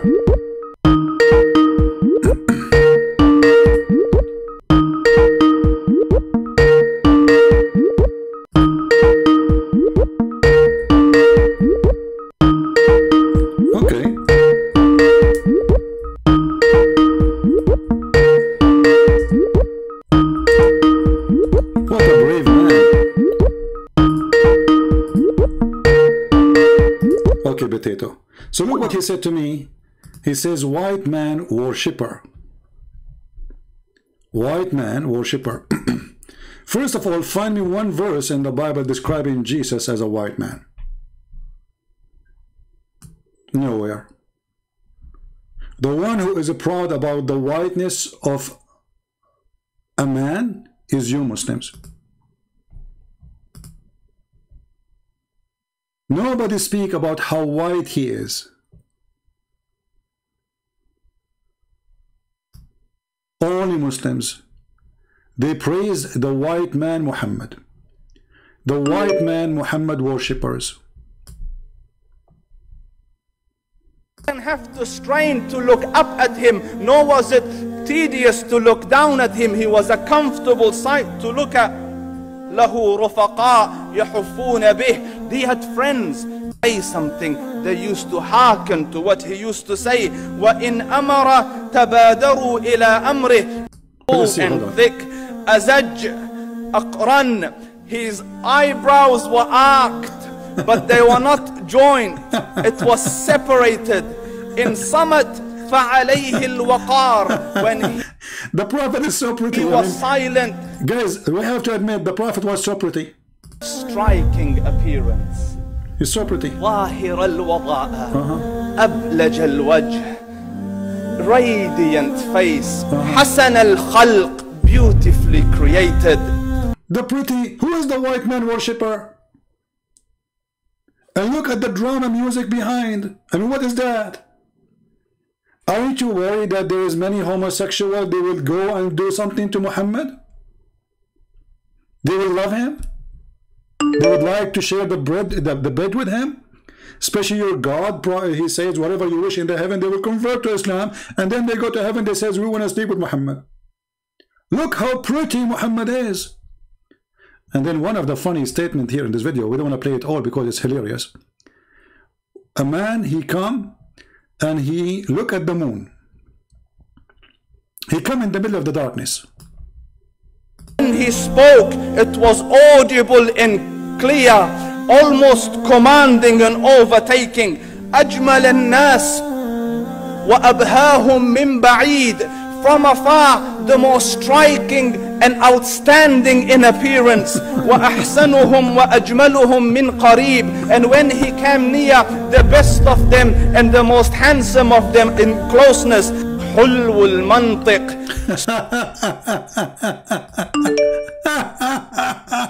Who is the white man worshipper? Who? Let us go to the moon. When the guy, he saw the prophet. He looked at the moon. He looked at the prophet. He looked at the moon. He looked at the prophet. He looked at the moon. He looked at the prophet. And for sure, the prophet is more white than the moon. Rasulullah. Anas ibn Malik says, he says, I came out one night. I came out one night. It was the full moon night. Absolutely. Brother, look how emotional. Look how emotional, brothers and sisters. The sheikh, he has tears in his eyes. He cannot continue more. The prophet is so pretty. He's so pretty. When the guy, he saw him at night. He could not stop. Like, look at the emotion, brothers and sisters. Allahu Akbar, Allahu Akbar. Wait, where's my tissues? What the heck? The guy was coming at night. At night? Many things happen at night. Be aware. I came out one night, it was the full moon night. Look at the emotion, look at the action. And I looked at the moon, and in the desert, understand, the moon is an awesome sight. It is smooth, it is radiant, it is clear, it is gentle compared to the scorching sun at which they are used to. So the moon was the epitome of beauty. So he says, I came out at a full moon night and I looked at the moon and I saw it beautiful, handsome. So I said, let me go see if the moon is more handsome or my prophet is more handsome. Are you kidding me?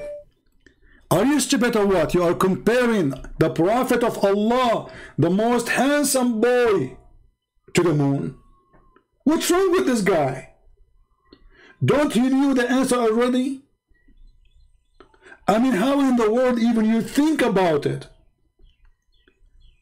Don't you know that there's nobody is more pretty than the prophet? Who the hadith says his underarm is so white, his thigh is so white, his belly button is so white, his face is so white. And the Muslim says, white man worshipper. Not a single verse in the Bible speak about Jesus as white or his color and how good looking he is. Because we don't follow a look. Secondly, all those stories is a fabrication.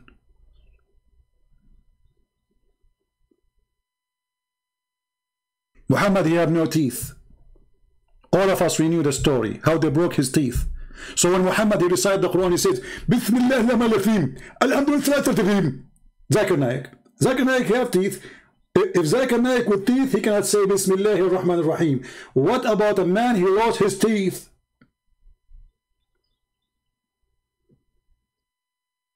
I mean, the guy, he don't even have teeth. And if he is so good looking, why the father of Khadija, he don't want him to marry his daughter, even though she is 20-something years older than him, and she have 2 husbands before him, still he don't want him. He's so pretty, man. Okay, what happened? And the guy, he went in the street and he saw the moon. By the way, each time I see the moon at night, I go there, I look at the prophet, I look at the moon. I look at the prophet, I look at the moon. And then I look at the prophet, and I don't want to look at the moon no more. That's it, I give up. I'm so disappointed with the moon. I thought always the moon is so beautiful. It turned to be no. He lost the competition for a guy, his name is Muhammad, and he's an Arab, who take a shower with dead dogs and run blood from period. Alex says, he says, I came out one night, I came out one night, it was the full moon night.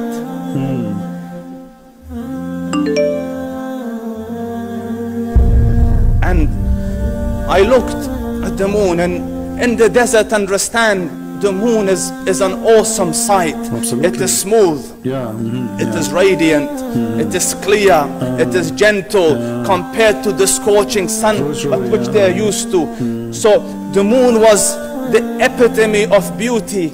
Come on, man, what the drama is about. What happened next? I mean, are they going to get married or not? After he noticed that Muhammad is more pretty than the moon, did he marry Muhammad? Moon is more handsome or my prophet is more handsome. Let me see if that is more beautiful or the prophet is more beautiful. So I went and I saw him standing afar. So I looked at his face and I looked at the moon and I looked at his face and I looked at the moon and I looked at his face and I looked at the moon and so I went and I saw him standing afar. So I looked at his face and I looked at the moon standing afar. So I looked at his face and I looked at the moon, at his face and I looked at the moon, at his face and I looked at the moon, at his face and I looked at the moon and I looked at his face and I looked at the moon, at his face and I looked at the moon and I looked at his face and I looked at the moon, at his face and I looked at the moon and I looked at his face. That's it, man. I'm getting dizzy now. And you are talking about white man worshipper? When all the video is about how white he is, his face. Hello? Hello. Yes, my friend, you are live on air. Hello? Yes, I want to say to you. You want what? Don't. I want to tell you. Yeah, why you are changing your voice? No, I'm not changing my voice. Stay a little bit away from the microphone and speak it clearly, please. Go ahead. I want to tell you. Yeah. Why are you confirming your place in hellfire every single day? What? I am what? You're confirming your place in hellfire. I don't understand. I'm confirming what? Your place in hell. Oh, I will go to hell. Well, the Quran says I will go to heaven. Isn't it the Quran says all the Christians will go to heaven? No, it does not say all Christians. Okay, are you sure? Yes. All right, read with me this verse then. Here we go in front of everybody. And then you have to apologize for being ignorant about your Quran. Here we go. Don't tell me. Here we go. This is the verse. It says that the Christians, the Jews, and the Sabian, all of them, they will go to heaven. Those are the Christians who followed Jesus Christ, peace be upon him. No problem, but this is in the time of Muhammad, my friend. But in the time of Muhammad, all of them, they believe that Jesus is God. So here it says, those who they are Christians, those who they are Jews, those who they are Muslim, even Sabian who worship stars, they will go to heaven. Chapter 2, verse number 62. Go ahead. Okay. Unitarian Christians, I believe they have chance to go to heaven. Doesn't matter. Unitarian Christian, they believe still. The Unitarian Christian, they believe that Jesus is God. No, they don't. They do. I know Christians. No, you do not know. Unitarian Christian, they believe Jesus is God. All what they say, there's no Father, there's no Son, there's no three, this on. So they say Jesus is the same as the Father. This is what the Unitarian Christians. So you're ignorant again. So now you get your prophet busted. So those who believe that Jesus is God, they will go to heaven. This is what the Quran says. You know, the Quran says, when Allah is talking to you, why don't you accept him? Why don't what? Can you stay a little bit from the microphone because you are too close, I think. Why don't you accept Allah? That's what I'm saying. Why I don't accept Allah? Give me a reason to accept Allah. Isn't it the Quran says that Allah is the one who closes our heart? So how I'm going to accept Allah when He is the one who sees our heart? Didn't Allah say after that? What didn't Allah say in the Quran? We have created man and jinn for hell. He created man and jinn for hell? No, that's what it says, right? Then you guys like to say, see, Allah created us for hell. That's what you guys like to say, but you guys don't read the verse after that. Allah says we have given. We will read the verse after it. Here we go. It says chapter 4, verse number 88. It says that Allah saying to Muhammad, are you going to guide those who Allah deceived? Why are you going to that verse? Why not? This is the verse I'm quoting for you. You are quoting different verse now. And you can give me the verse, the other verse, so we can laugh at it too. Which verse you are talking about? Which verse you are talking about? Give me the verse. Which verse you are talking about? Allah says we gave them. Which verse? Give me the verse. What the verse number? Chapter, verse number. Don't you know? You are a rabbit. No, I'm not. You know, there's your prophet. He keep making poo-poo. I don't know which one you are talking about. So which poo-poo you are talking about? Give me the chapter. Give me the verse number. No, I will say it, and you are Arabic. Okay, so say it in Arabic. Go ahead. No, I don't know Arabic. I will say it in English. But you But the Quran was not given to Muhammad in English. Say it to me in Arabic. Oh my God! Allah says. Don't say oh my God. Say oh my Allah. God is a pagan word according to Muslims. So why you Muslim use it? Is it the word God used by the pagan? Why you use it? You have to say oh my Allah.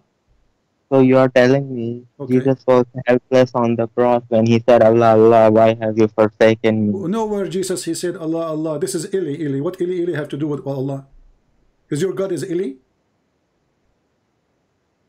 I mean, you can call him Ili, so what? So why Allah, he says that he is Allah? Is Allah In is, Arabic, is in Allah a, is Allah is a name or a word mean God? Allah means God, the God, Oh, so it's not a name. and Ili, No, make Ili, it. No, I'm asking you. Is Allah a word mean God, or it is a name of your God? it is a word mean God. So why you Muslim you say there's no God but Allah? So you should say there's no Allah but Allah. We have, look, there is no God but God. We have to say Allah, meaning the qualities of Do you God that say no? Don't tell me quietly. Do you say there's no Allah but Allah, or you say there's no God but Allah? there is no ilah but Allah. Oh, okay. So Allah. So what ilah mean? You tell me. You tell me. Go ahead. What ilah mean? I think it means God. Okay. So ilah is God. Allah is not a word mean God then. Allah means the God, The the true God. God, the Okay. true God. Okay. Even Okay. Guys. Tovia Singer says that. Okay. Hold on. What? Even what? Even that Jew Tovia Singer, he also says that Allah means the God, true God. My toe say Allah is God. No, Tovia Singer, don't you know that Jew? Tova Singer. Okay. Do you accept what Tova Singer he said? I don't accept everything because he rejects No, Jesus. either you accept him or not. You just say Tova Singer, he said that. So he reject Jesus. That means he reject Muhammad too. Reject Muhammad to be a prophet because the Quran confirmed that this is Jesus, correct? So you are asking me to ask a liar according to your religion to prove a point. Just how stupid you are. No, Because they he don't. refused Jesus. You are the one who said he refused Jesus. So if he Yeah. refused Jesus, why you accept somebody? The Quran confirm him to be a fraud, a liar, and you are saying to me, ask him. I never said ask him. You said Tariq Singer confirm. Tariq Singer confirm. But isn't it Tariq Singer is the enemy of Jesus? Okay. Isn't it him the enemy of Islam? No, he is the enemy of Jesus that is mentioned Okay, in hold Bible. on. Quran. Because isn't it the Quran says the one is enemy to the Prophet Allah he sent is enemy of Allah? Yes. Okay, and you just said he is the enemy of Jesus. No, the quality of Jesus mentioned No, he don't accept Jesus at all. He says Christ did not come yet. He don't believe he's a prophet. So you are a fraud again. And listen, isn't it Tariq Singer? He said that the story of Jesus being born of a virgin is coming from the Greek mythology. This is a lie. Look, a lot of the things I disagree So with why you him mention somebody? You know a lot because of things that he's didn't not agree. Okay, he's, Abdul, he's if not a you Muslim. wanna prove me wrong, don't mention somebody is an idiot. You don't even dare to speak to me. At least give me something from your religion. Now I'm asking you, is Allah is a word mean God or it is a name? Because I can open right now a very Islamic official website and they will say Allah is the unique name of God, not a word mean God. Okay, so it could be unique. What mean could be? So you are a Muslim all your life. You do not know your God name? I know his name Allah, okay? I can call him Ar-Rahman, I can call him whatever. Okay, hold on. Did you say Ar-Rahman? Yeah. Okay. Who is Ar-Rahman? Ar-Rahman, the merciful, my Allah. No, who is Ar-Rahman? Who? God is merciful. This is not the question. Who is Ar-Rahman? Oh, okay. Ar-Rahman Rahim. Okay, who is Ar-Rahman? Why are you repeating the same thing? Who is Ar-Rahman? Allah. So who is Allah? God. Oh, okay. And when the first time Muhammad he said the word Ar-Rahman? I don't know. Like in the starting of the Quran. No. Hey, guys, did you hear it? In the start of the Quran. But according to the Quran, chapter 17, verse 110, the first time Muhammad he used the word Ar-Rahman, it was there. And this was many years after Muhammad claiming to be a prophet. And you are the one who said that in the start of the Quran, so you Muslims corrupt the Quran because before that date, nobody used the word Rahman. First time, it was in chapter 17. Read it. Chapter 17, verse 110. The Arab, they said to him, okay, we know that your God, Allah, his name is Allah, and now you are saying in the name of Ar-Rahman. So who's Ar-Rahman? And then Muhammad, he said to them, Allah told me to tell you this.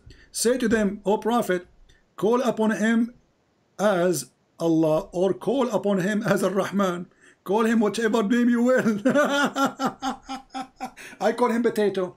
So you're a prophet. He did not call the name of Ar-Rahman in the beginning of the Quran, and when the Muslim, they bought the word there, they are corrupting the Quran, and the proof in front of you. We can open the interpretation, and everybody will see in a second that Muhammad never used the word Ar-Rahman before. What happened? Suddenly Muhammad discovered that his God have a new name. You say Christian Prince. Christian Prince, yeah. What about it? I'm here to save you. I'm here to save you from hell. I don't want. Hold on. You want to save me from hell? Yes. Are you saved from hell? Me? Yeah. Alhamdulillah. As long as I. So why the Quran? Why the Quran says وَمَا مِنْكُمْ إِلَّا وَرَدُهَا? Not a single one of you, but he will enter hell. You see, that is a perfect example that you are deceiving your audience. Okay, I want you to answer. Don't let us say, and let us say for the sake of argument, you are right. Get me busted. Why the Quran saying مَا مِنْكُمْ إِلَّا وَرَدُهَا? Not even one of you, but he shall enter hell. I'm going to get you busted right now. Answer. Hell doesn't literally means we are going to go inside of hell. You will go in the attic of the hell. You will not go inside the hell. Our Prophet ﷺ explained this. There is a bridge. There is a bridge. Oh, okay. Upon which everybody will walk. Okay. Yeah. And Prophet will be saying, Ya Allah, have peace upon them. Have mercy upon them. Okay. Every prophet will be saying that. Even Jesus will be saying that about his. But tell me, what happened to you in the bridge?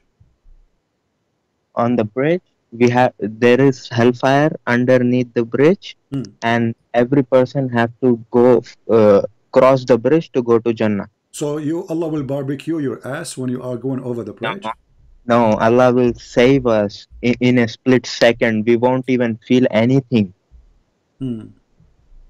Muslims won't feel anything. I want you to read for me chapter 21 verse number 91. It says that all of them, they are waridun to Jahannam. Waridun. What waridun to Jahannam mean? It's mean you will enter hell. Do you agree with this? Translate in English, like I want to see the translation. Chapter 21, you can open it from your side. It says Antum laha waridun. All of you will enter hell. Waridun mean you will enter hell. Do you agree with the translation? Well, and that will make you even the fuel of hell. Oh, so, but this is not what it says in here, in English. Tell me what it says. No, I am seeing your screen. It's not saying everyone will enter hell. Where does it say everyone will enter hell? But this is the kuffar. The kuffar will not enter hell, all of them? Okay, the kuffar. Look. You just said it doesn't say that everyone will enter hell, but you just said to me that if you don't believe in Allah, everybody will enter hell. And now in the verse in front of you, according to your understanding, it doesn't say everyone will enter hell. Wait, let me explain. That was explain. I got confused. Okay. This means you always get confused, or from time to time. Even kafirs will walk, but they will fall from the bridge. They will fall into hell. Yeah, there's holes in the bridge. You know, the hole will be bigger and the curve. Okay, like the filter. Okay, but here it says waridun. Waridun mean you will enter hell in this verse. Do you agree? Yeah, they will enter it. Okay, so now we agree that waridun mean will enter hell. No problem. Here we go. The Quran say the same, that all the Muslims to hell, they are waridun. And here the verse, all the Muslims will enter hell. I explained to you, but you again. You cannot explain to me. Are you a scholar? Are you a scholar? I'm telling you, there is a bridge. We will walk from the bridge, but okay, my friend. Okay. What about we see what the scholar says about this? What do you think? Okay, let's see what this. In the translation here it says you will go over it, but the Quran says wariduha. Let's see if the translation is accurate. We go. And we will see, and everybody will laugh in a second. Chapter 19, verse number 71. This is 19. Not one of you, but it will. Hold on, my friend. We will see the scholar, not you, not me. The scholars, you know better, right? This is your sheikh. This is top-notch sheikh. He eats shawarma every day, not like you and me eat falafel. So look at this. This is a Jalalain. I want you to read with me in the screen, please. It says, "There's not one of you but shall come to it," which is the hell, "that shall enter hell." Do you see it? No. Oh, okay. Yeah. That he will enter it. Okay. So why your scholar says all Muslim will enter hell?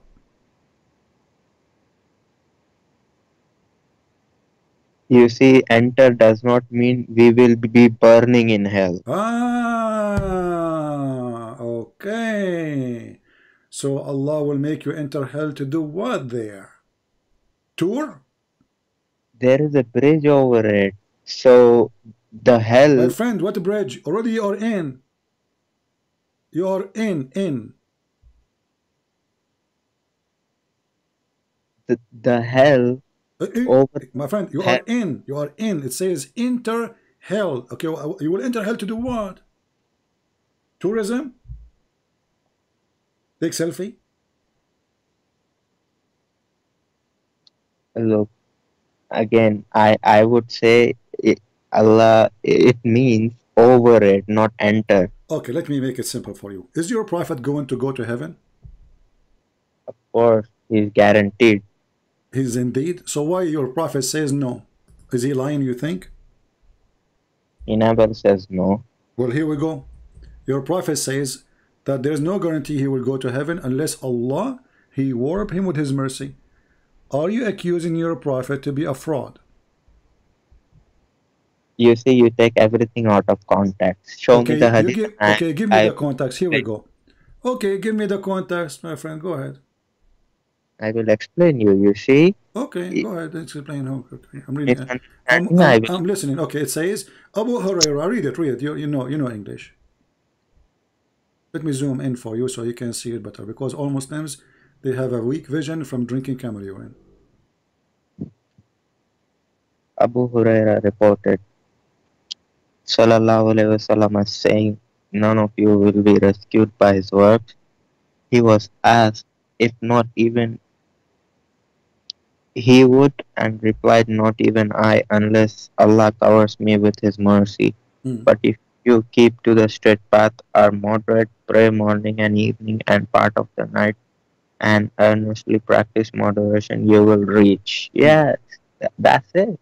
Yes, that's it, yeah. But your prophet says that all the work he did will not grant him heaven unless Allah warp him with his mercy. Yes, of course. That is the part of it. We worship God, and then he will see, he will appreciate it, and he will enter us with his mercy. Okay, but do you agree with your prophet saying that your work will not rescue you? You see, you are changing the topic now. I'm not changing topic. No, I'm not changing topic, because we want to get to the conclusion. Do you agree with him when he said that your work will not rescue you from hell? It is, he is not saying you do not need to work. You have to another question. No, he said that because if your work will not rescue you, that means your work will not rescue you. That's it. See, when we work, Allah's mercy comes, then both together No, he says your work will not rescue you. And then in different hadith he says, لا ينجيه عمله. His deeds will not rescue him. So, is your work required in Islam to go to heaven or not? Of course it's required, but Allah's mercy is what we do work because we want Allah's mercy. So why he is saying that your work is not required? Where does he say it's not required? So it says it's not required because it's not going to rescue you. Where does it say it will not rescue you? It says clearly that your work will not rescue you. What's wrong with you? Are you blind? The hadith that I just read? Yes, it says your work will not rescue you. I'm telling you, it means only work is not enough. It says only work is not enough. Yes, you have to have Allah's mercy too. Okay, Let okay, me okay, explain it. okay. Let Hold me. on, hold on, hold on. When your prophet he says your work is not enough, what is else enough? When we work, Yeah. Allah, with His mercy, He will enter us. He will see we have worshipped Him, and He will Okay. say, "Okay, you can go into." I will give you one example. Okay. Give me. There was a slave of Allah. He Okay. worshipped Allah for 500 years, Hmm. and then when he was brought to the scale, Okay. uh, Allah said to the angels, "Angels, enter him into Jannah with my mercy." Okay. So that slave said, "Oh, no, no, Allah, I want to go with my actions, not with your mercy." Hmm. So Allah said, "Oh, okay, you want to go with your actions and not by my mercy? Okay, angels, put 500 years worship on one scale and Hmm. put just the blessing of one eye that I gave him to see. Okay. Just put that on other scale." So Okay. that the blessing that he was able to see Uh-huh. in this world outweighed 500 years of worship. Now Hmm. Allah said, "Oh, throw him into a hell." And he said, "Ya Allah, forgive me. I will go through your mercy." Okay, thank you. So all the work of 500 years did not help him, correct?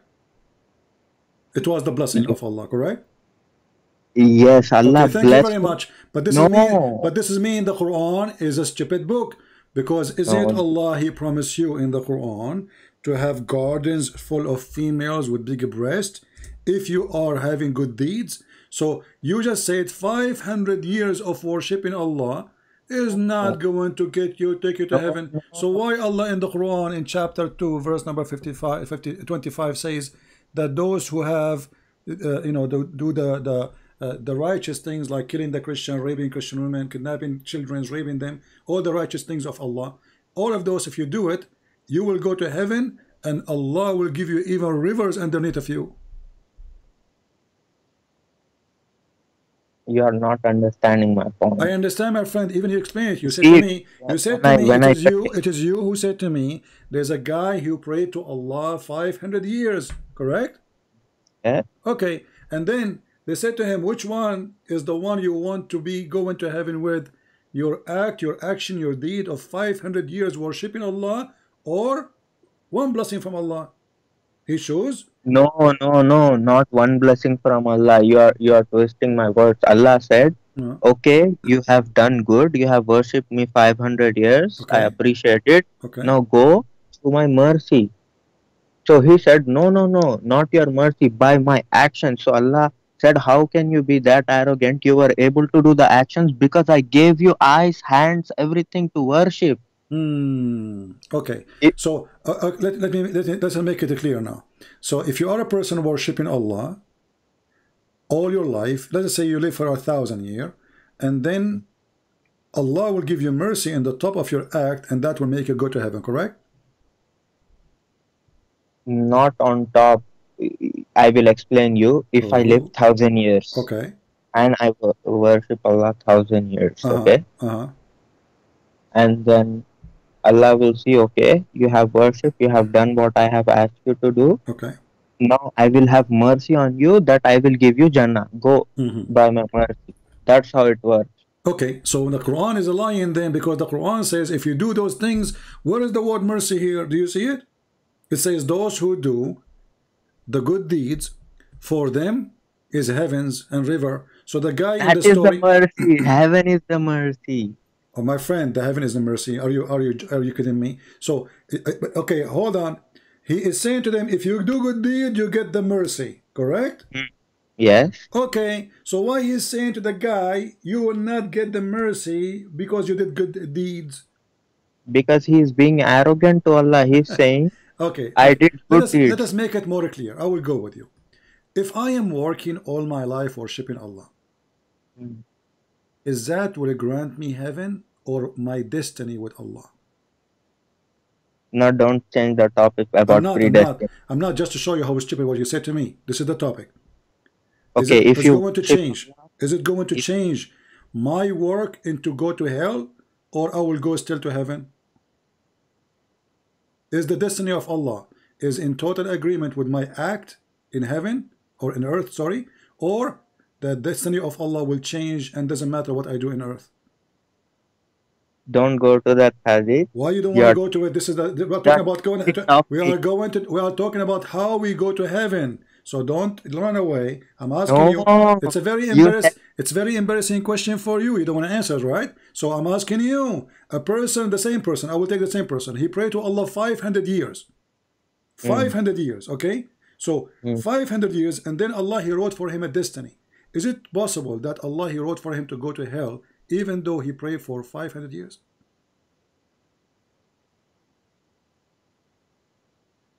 I mean, if he did something that terrible that was greater than his 500 years of worship, then he will go to hell.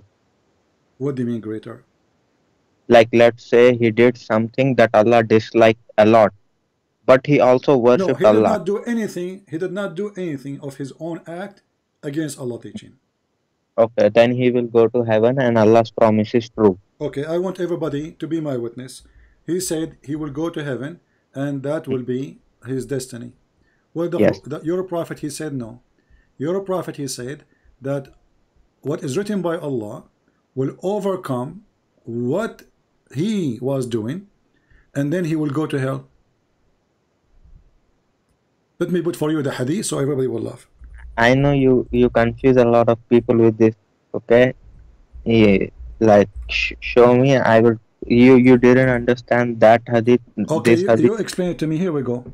Here we go. It says here, your prophet saying, and this is not me, that a person of you will do the act of people of heaven all his life, until there's only one cubit between him and heaven, and then what is written by Allah will overcome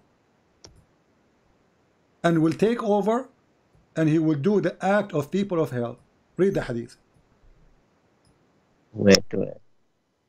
You see, you just scroll over a beautiful hadith too. Okay, this is beautiful. Go ahead. That hadith when Allah says, "If my slaves remember me, I remember him." Oh, okay. Yeah. Okay, read for me. Allahu Akbar. Read for me so everybody will laugh. Read. By him, start from here. We are listening.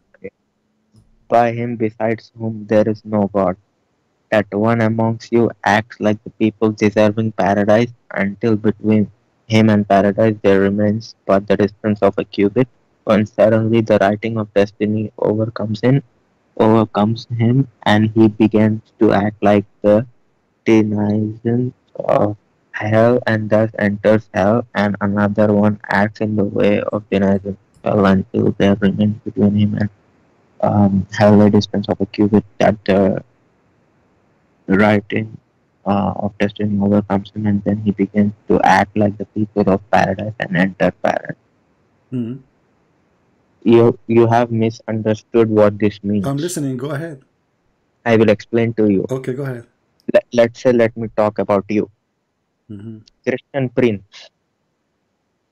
And let's say you talk really bad about my prophet Allah, but just before you die, you might see a dream in which Jesus might talk to you to accept Islam, and then what does have to do? Abdul. It says what Allah wrote in your destiny, not seeing a dream.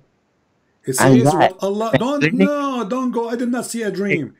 Abdul. Does it say there you will see a dream? Don't play games, man. Come on, stop. You know, the curry you are eating is not good. It's cheated.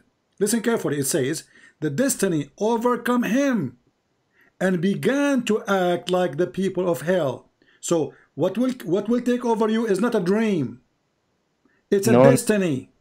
I know, but I was trying to explain to you. No, but the dream has nothing to do with this. The dream is not have to do with this. It's a destiny. It's a destiny. Is it a destiny or a dream? Yes, it's a destiny. Okay, but what destiny is? What is destiny is? Destiny is whatever you will do.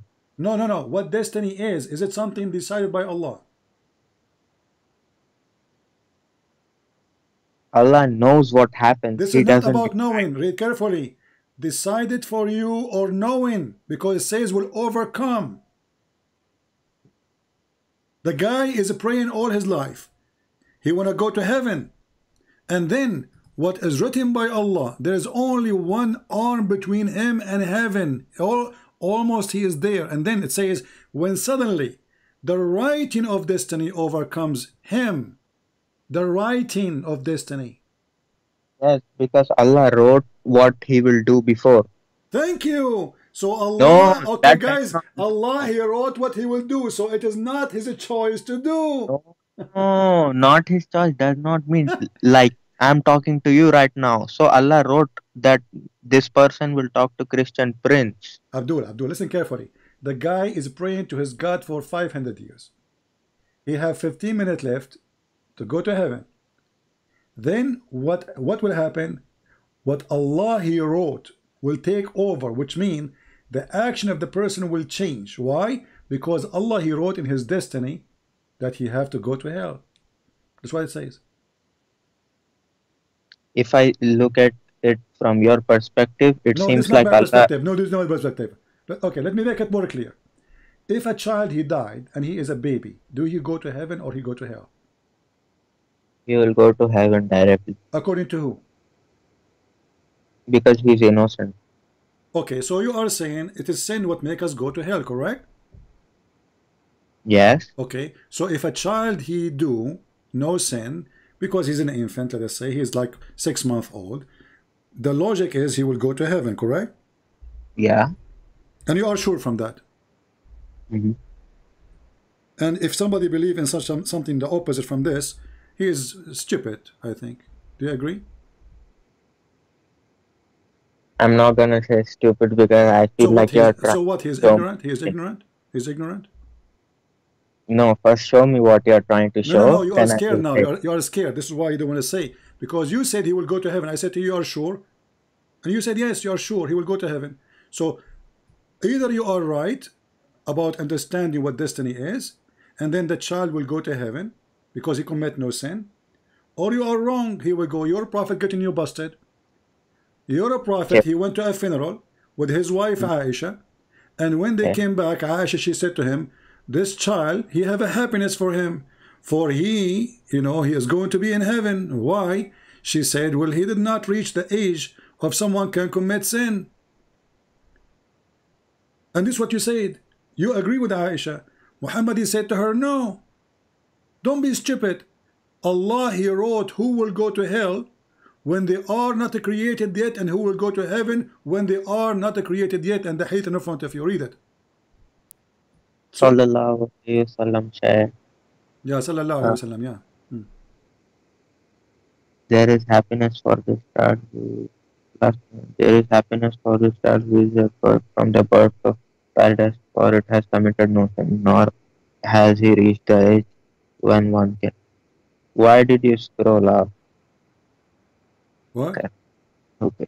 He said, Aisha, peradventure it may be otherwise, because God created for paradise those who are fit for it while they are yet in their father's loins, and created for hell those who are to go to hell. He created them for hell while they were yet in their father's loins. What does loins mean? It doesn't say loins, actually. It says aslab, which means the backbone. This is false translation. It says aslab, aslab. Aslab means the backbone, because the Quran teach that the sperm of the man coming from the backbone. So now what happened? You said a child he go to heaven because he commit no sin, correct? Yeah. This is what Aisha she said. What Muhammad he said? No. Because Allah, before he created them, he decided where everybody will go. This is what he said, correct? So what you said to me, all the stories of the 500s and the, like, but then I'm glad you did not mention the 300s, you know, the Spartan. That would be fit for the story, because Muslims soon they will add it. They will say the 300 Spartan they converted to Islam. So listen carefully. So the 500 years of a praying and the mercy of Allah is nothing but a destiny. If Allah he wrote in your destiny that you will go to heaven, you will go to heaven. He will go. A child, he is a baby. He did not commit sin. He is even a child of a Muslim family. He is a child of an Ansar. So not only he is a Muslim, because Muhammad, he said every baby is born as a Muslim, he is a child of a Muslim family. And Muhammad, he attend the funeral, which means confirm that he's a Muslim, because Muhammad will attend not a funeral or pray on a person unless he's a Muslim. So Muhammad praying on a person, he is a Muslim, he is a child, he's an infant, he commit no sin, he reached no age of sin, yet he might go to hell. Why? Because of destiny. It says Allah created paradise for those who are fit for it. That means good people. You idiot, you idiot, you stupid. What's wrong with you? This is a child, he commit no sin. No. What do you know? It says here, the child, he commit no sin. The child now is not a good people. It says he did not reach the age when one can commit sin. And now he is not a good people. No, that's not what I'm saying. Yes, he died an innocent death. Okay, so he commit no sin. So a person who commit no sin, is he a good people or not? Look, let me explain. A person who commit no sin, is he good or bad? He's great. Is he bad or good? A person commit no sin, is he bad or good? Great person. This is not the question. A person who commit no sin, is he good or bad? Of course good. Okay, so why he might go to hell? Let me explain. What explain? Go ahead. So what are you doing now? So it means that if a baby, like let's say Allah throws in hell, that means that baby, when he would grow up, he would do a lot of bad things. Abdul, he died. Abdul is stupid, he died. The guy is dead. And you are saying to me when he grow, he will be bad? I mean, where those people come to me from? Get out of here, man. I mean, I cannot handle too much things, but stupidity is killing me. When he grow up, don't call me stupid idiot. When he grow up, the guy is dead.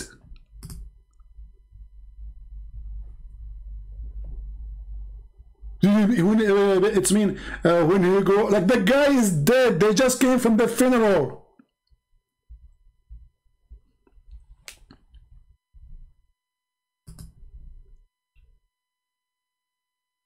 You know what? If any woman ever made me angry from her, I will curse her by marrying someone like you. You are a curse with your stupidity. When he grow up, he would be bad. They are desperate. They don't know what to say about the stupidity of their prophet. This guy Muhammad, he is a poo-poo machine. Wherever he go, Muhammad is the best fertilizer. So pray to Allah, convert to Islam. All make no sense, because even a child who commit no sin, he might go to hell.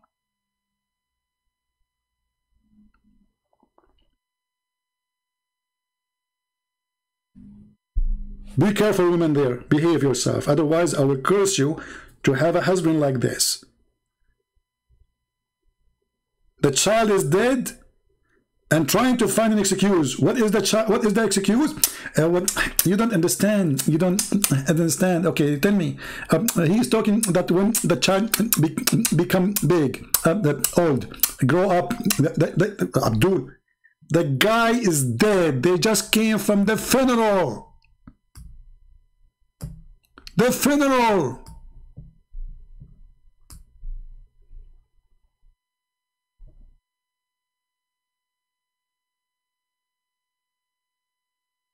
Unbelievable. Stupidity is amazing. There's no, Islam doesn't make sense. Stupid religion. So it doesn't matter what you do. You commit sin, don't commit sin. You pray, don't pray. You fast, you don't fast. You do jihad, you don't do jihad. You kill the Christian, you kill the Jews. You kill yourself. Who cares? At the end of the day, it's a destiny. Even a child, before he was created, which means all of us, before we were created, Allah decide where we will go. It doesn't matter what you do. As you see here, the child commit no sin. It's so clear. See, I'm so happy that Aisha, she mentioned this story here, because it says clearly that this child, he is a child, but he's not a person who can be considered to be committing sin. So Muhammad did not say to her, no, he commits sin. He agreed. Okay, well, he did not commit sin, he did not reach the age, but this is not the reason to go to heaven or to hell. For Allah, he wrote destiny.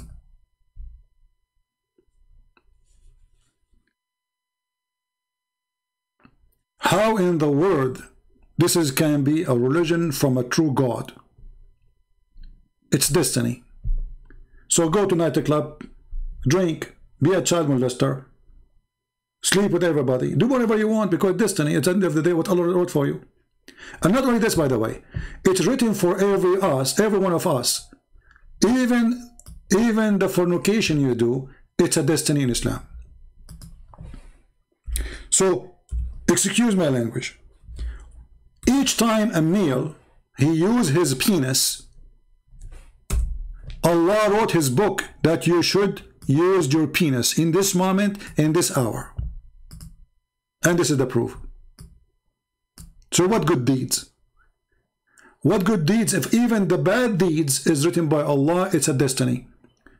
Muhammad said, and this is Sahih Hadith, Sahih Muslim, verily Allah has fixed the very portion of adultery which a man will indulge in, and which he of necessity must commit. Do you see the word must? Do you see the word must? Islam is satanic. So what Muhammad trying to teach you, that when you do fornicate, it's not your fault.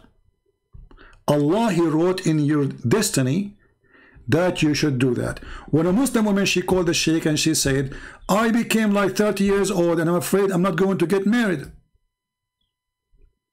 The sheikh, he said to her, my daughter, don't worry about it. It is written for you already what will happen. The Prophet, he says, it is written in every vagina, on every vagina, the names of the one will if it. Maktubun ala kulli farjin ismu nakihihi. It's written in every vagina, the name of the one will if it. Now, if you are a prostitute, you will have a yellow pages there. Go check the names. And maybe you can find like how many left you will F. So the woman now, she felt like, okay, destiny, so I can change it. Oh, okay. So it's written for me if this guy will F or not, or I will sleep with this guy or not. It's written.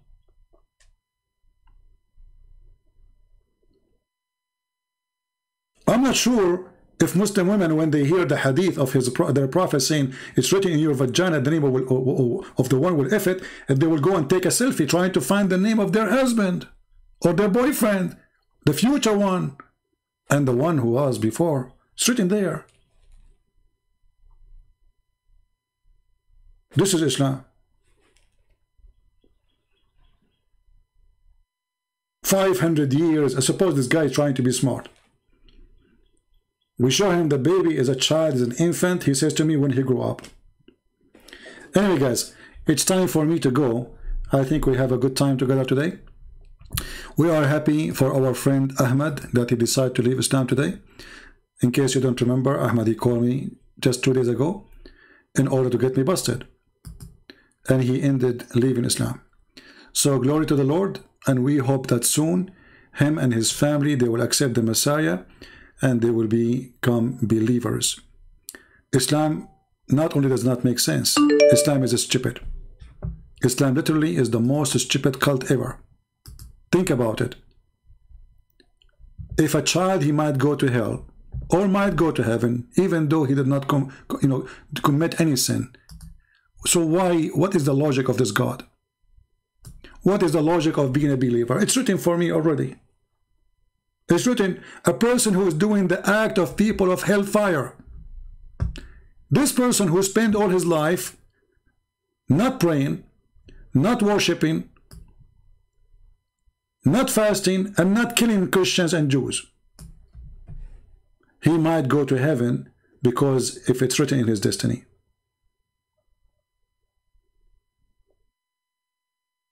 How is that? How in the world anyone can invite me to such a cult? It's not only a cult, it is the most stupid cult ever. A Muslim might say to you, you Christian believe in destiny. That is false. I can say, we have a destiny that everyone who's born, he will die. That is a destiny. We can say we have a destiny that either we will go to heaven or to hell. There's no other choices. But it is us who choose where to go. This is why Jesus said, not everyone says to me, Lord, Lord, will enter the kingdom of my Father, but the one who do his will. So either you choose your will, and then you choose where you will go, or you choose to do the will of the Father, and then you are welcome in his house. That is Christ's teaching. Not this stupid Muhammad saying things doesn't make sense. A person praying his life, all his life, worshipping Allah, fighting, killing, raping, doing what Allah told him, and now he's almost entering heaven. He go to hell, and the one who was not fasting, the one who was not praying, the one who is not killing, and the one who will go to nightclub every day, and the one he is not doing mut'ah, he might go to heaven. Where is justice? Where is justice? So you don't pay for what you did in Islam, because what you do doesn't matter. It's what Allah wrote for you.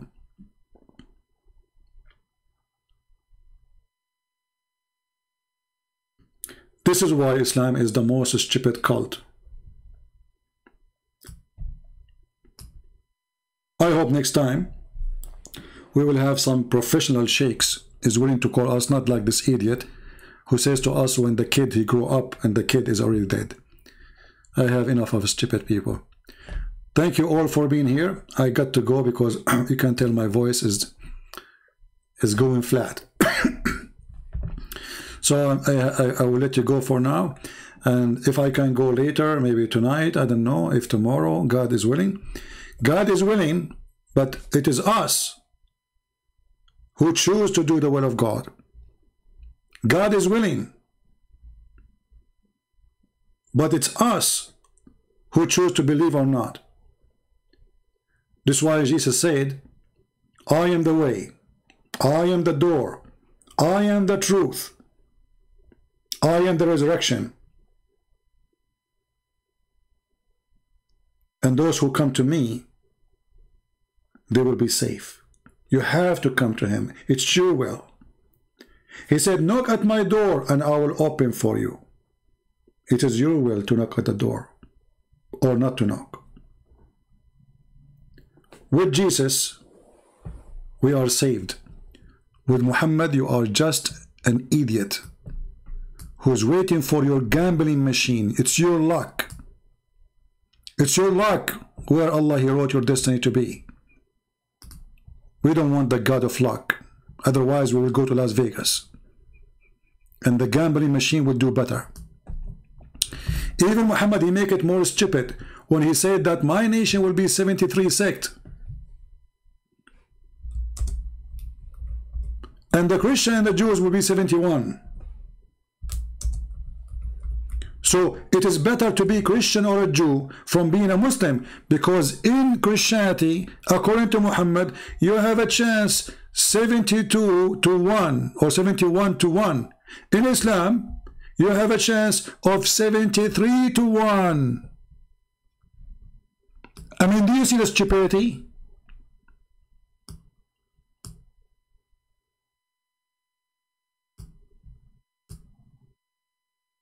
It's like giving you cards and saying to you, if you are a Muslim, you have to play with 73 cards. You choose one, and the one, there's only one, will take you to heaven. If you are a Christian, you play with 71 cards. How stupid is that? So the Christian and the Jews, even in the stupid Muhammad mouth words, they have better chance to go to heaven from Muhammad than playing gambling cards. For according to Muhammad, we place in 71 cards. Muslim, they play with 72, or sorry, 73. And only card will take you to heaven. How stupid is that? And how we can make this one hadith here match with the other hadith? This guy is mentally ill.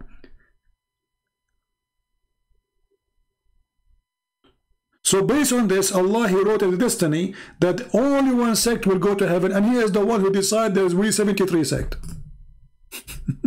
Hey Allah, why you decide to make 73? And why Muhammad is stuck with number 70? Everything is 70. 72 versions. 70 times he heard Jesus speaking about forgiveness. How many times we forgive? Muhammad is stuck with 70.